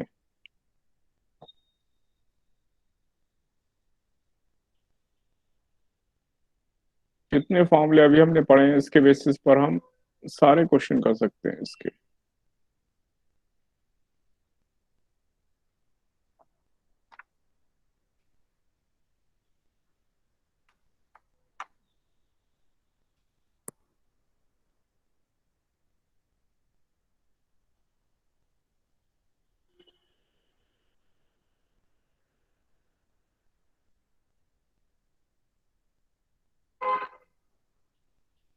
नेक्स्ट क्वेश्चन दे रहा हूँ, ट्राई जरूर करेंगे, ट्राई करने से आपकी प्रैक्टिस होगी। और किसी भी क्वेश्चन में हिंट चाहिए तो फिर हिंट ले लेंगे। Calculate the two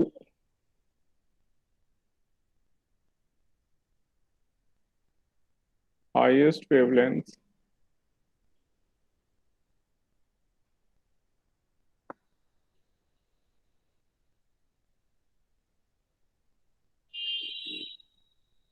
of the radiation emitted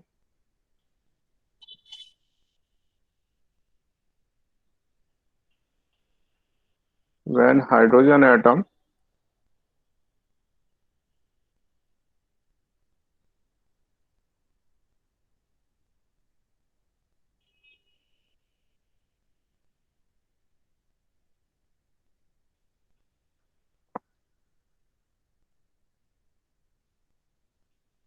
make transitions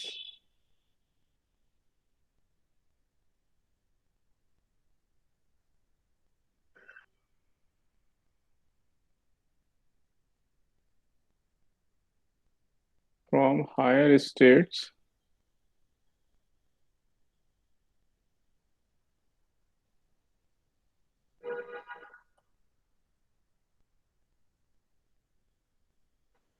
to n बराबर टू states।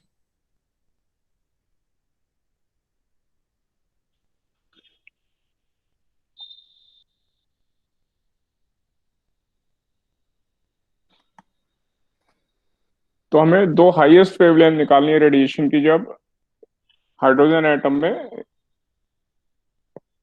ट्रांजिशन हो रहा है हायर स्टेट से लेकर एन बराबर टू स्टेट तक। तो हाईएस्ट वेवलेंथ जो दो मैक्सिमम हाईएस्ट होंगी, यानी मैक्सिमम होंगी टू हाईएस्ट, सबसे ज्यादा और उससे जस्ट कम। तो ये कैसे निकालेंगे, कैसे बताएंगे, कौन मुझे हेल्प करेगा? खाली पहले मुझे हिंट दे दें कि ऐसे ऐसे करेंगे।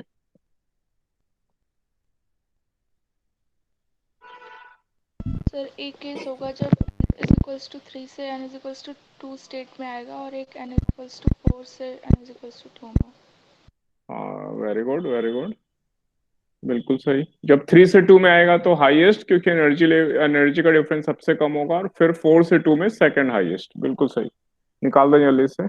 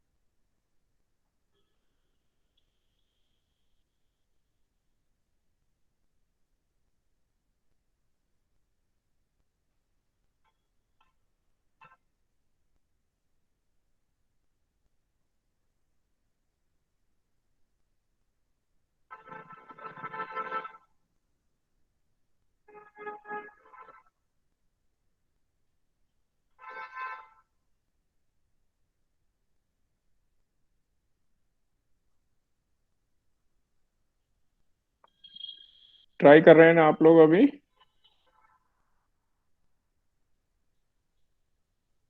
Yes, sir. Yes yes, keep trying.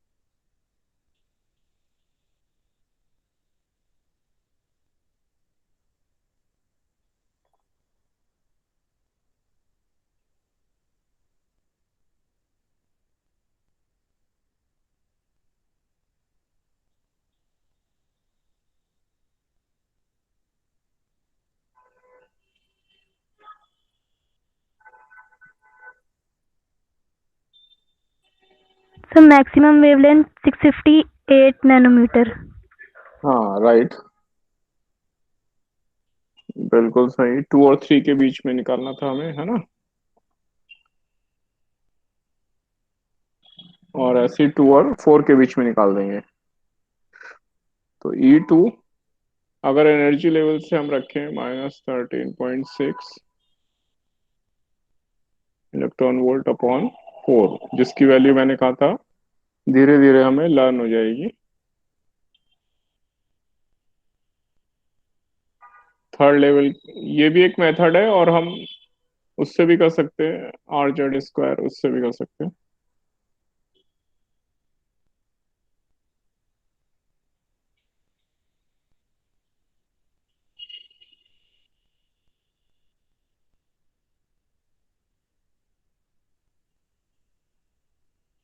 अब हमें 2 और 3 का डिफरेंस लेना है.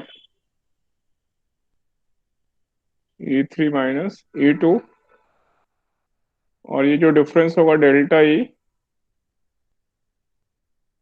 Hc/λ, और Hc हमारा 1242 इलेक्ट्रॉन वोल्ट नैनोमीटर. और ये जो डिफरेंस आएगा यहाँ से डायरेक्ट नैनोमीटर में आ रहा है, 1.9. तो देखें कितना आसान हो जाता है, कुछ करना नहीं है. देखो, लैम्डा 1242 अपॉन 1.9, अप्रोक्सीमेटली 2 से डिवाइड करें तो 620, तो हमें वैसे ही मिल गया. और ये जब कैलकुलेट करेंगे तो ये आएगा 654 नैनोमीटर. इसी तरह 2 और 4 के बीच में जब लेंगे हम,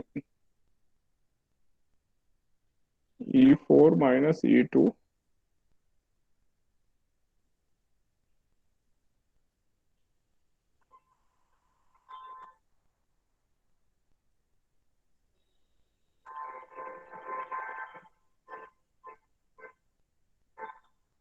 तो हमें लैम्डा मिल जाएगा अराउंड 487 नैनोमीटर. तो ये हमारी दो हाईएस्ट वेवलेंथ आई.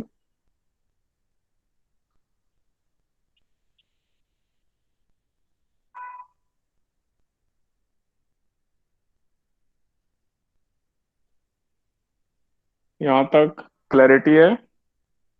अब आपके पास चॉइस है, इसी चैप्टर के क्वेश्चन दे दूं या फिर आपको कुछ और रिवाइज करना हो तो उसके क्वेश्चन दे दूं, रोटेशन में से एक दो क्वेश्चन दे दूं. 10 मिनट और हैं आपके पास, 10 मिनट और फिर आप फ्री हो जाएंगे. तो इसी के क्वेश्चन करने हैं या कोई रिवीजन क्वेश्चन दे दूं?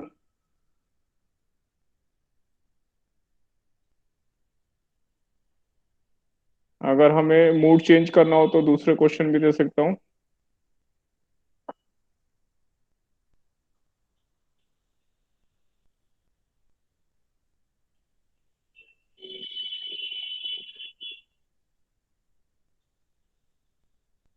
थोड़ा रिलैक्स करने के लिए आपको मैं थोड़ा मीडियम क्वेश्चन दे रहा हूँ।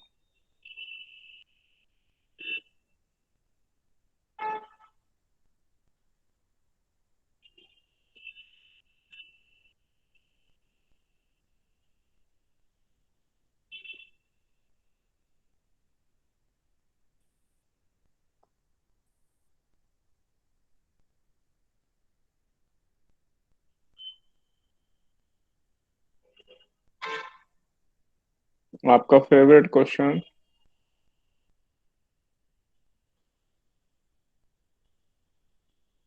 इसकी रेडियस, बड़ी डिस्क की रेडियस 6 आर है। इसमें से हमने ये छोटी डिस्क रिमूव कर दी, इसकी रेडियस आर है।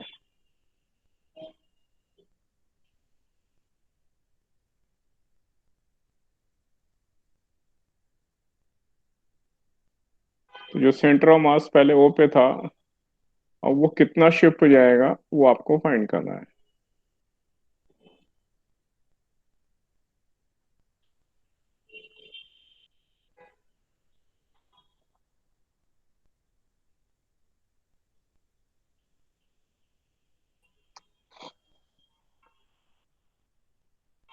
यू टेक योर टाइम, अपने टाइम के हिसाब से करो। ये आपका थोड़ा सा चेंज करने के लिए सेम टाइप का टॉपिक करते करते बोर हो जाते हैं।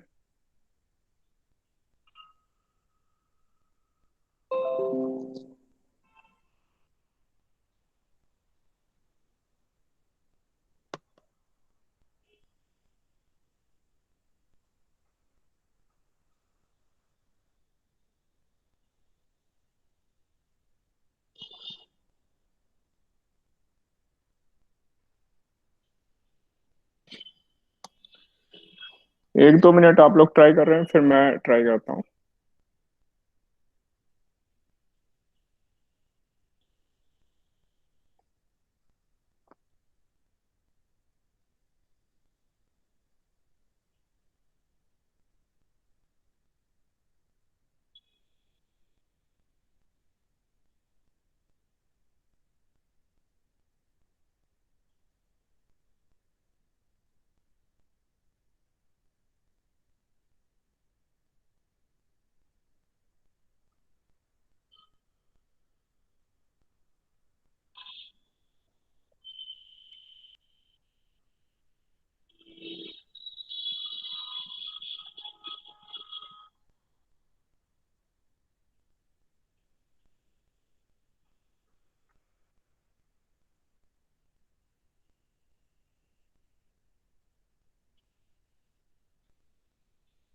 आप लोग ट्राई कर रहे हैं।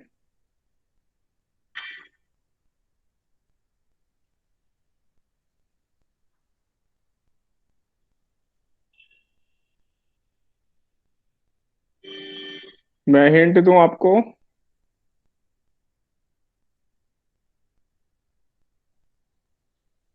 Yes sir. मैं सबसे छोटा मेथड यूज कर रहा हूँ। अगर स्मॉल डिस्क का मास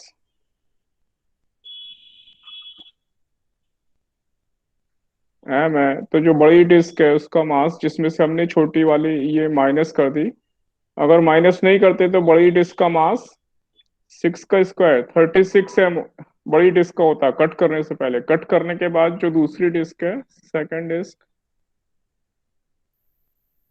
तो उसका मास होगा 36 में से एक ही एम चला गया, 35 एम।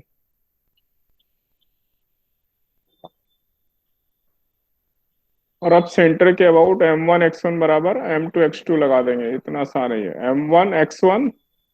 और ये जो बड़ी रिमेनिंग डिस्क है, इसका सेंटर कहीं इधर होगा, क्योंकि इसका सेंटर ऑफ मास इधर है, पूरी डिस्क का सेंटर ऑफ मास ऊपर है। अगर ये लेफ्ट में है तो इसके ठीक ऑपोजिट बची हुई डिस्क का सेंटर ऑफ मास यहाँ सी पर होगा। M इंटू ये डिस्टेंस, 6 आर में से आर माइनस कर दिया, ये 5 आर डिस्टेंस है। और ये जो बची हुई डिस्क है वो 35 mm है।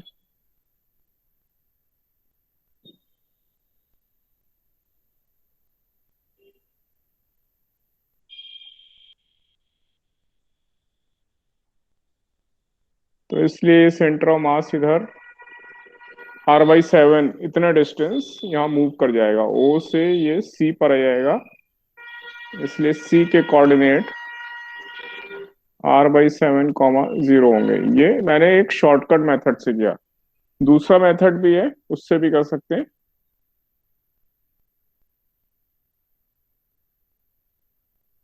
ये मेथड 1, मेथड 2 से भी कर रहा हूँ। मेथड 1 क्लियर है, समझ में आया आपको?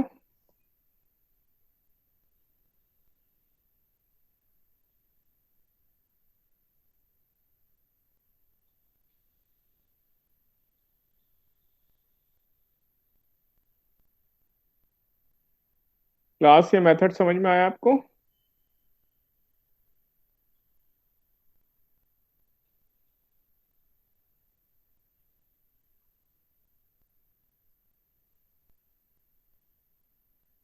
Yes sir. Yes sir.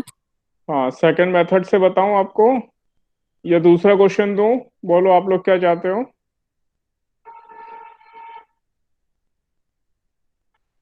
Sir second method बता दो। Second method, okay.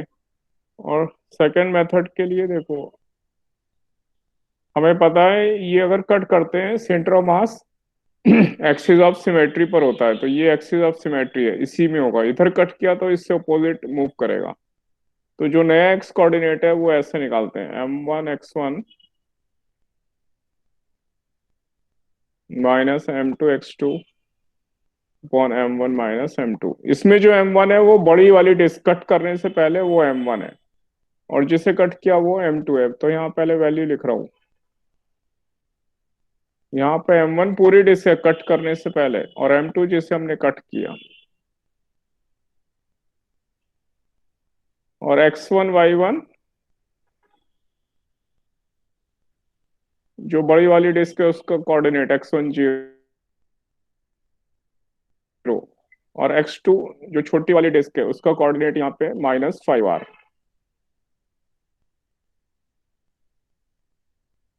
तो यहाँ मैं वैल्यू रखूंगा 36m, x1 is 0,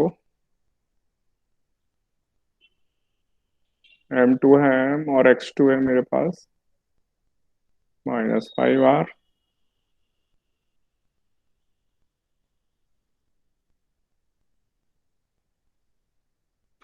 M1 x1 minus M2 x2 जिससे हमने कट किया, ये उसका मास, ये कट करने से पहले ये टोटल मास।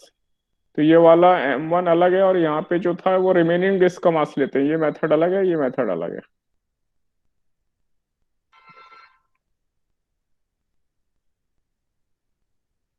तो ये वाली टर्म 0 हो गई, और ये हो गया m × 5r, ये माइनस माइनस प्लस हो गया, और ये 35m।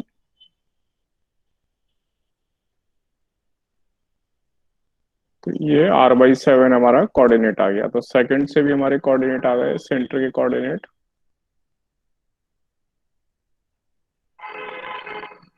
R/7, 0। तो देखो आप लोगों को ये क्लियर हुआ, समझ में आया ये मेथड? Yes sir. एक क्वेश्चन आप लोगों को दे दूं ऐसा, आप लोग ट्राई करेंगे?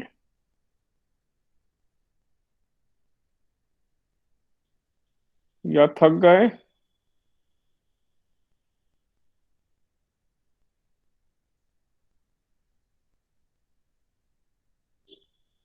एक छोटा एग्जांपल दे दूं, या थक गए?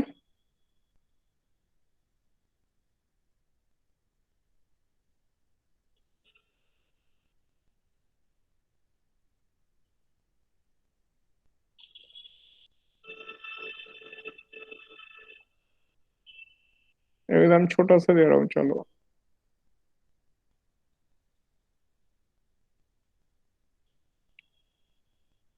इसकी रेडियस 4r, और ये जो हमने कट किया है इसकी रेडियस है आर। अब सेंटर ऑफ मास लेफ्ट में शिफ्ट हो जाएगा, यहाँ कट कर रहे हैं तो इसके अपोजिट डायरेक्शन में चला जाता है।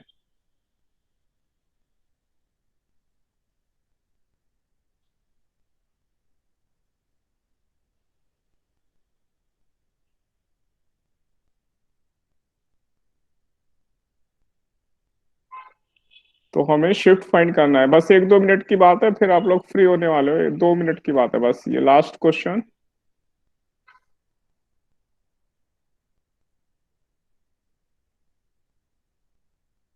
अगर छोटी वाली डिस्क का मास m है तो बड़ी वाली डिस्क का मास 4 का स्क्वायर 16m होगा, और उसमें से m निकाल दिया तो बची हुई डिस्क का मास 15m होगा। देखो सर कोऑर्डिनेट्स आ रहे हैं -r/5, 0। And very good, very good, well done, well done. तो m और x है इसका 3r, और m2 है 15m, और x2 हमें फाइंड करना है। ये काटा और x2 आ गया हमारा r/5, जो कि माइनस में है, बिल्कुल सही, -r/5, 0। तो सबका ही आंसर आ गया। Yes, sir.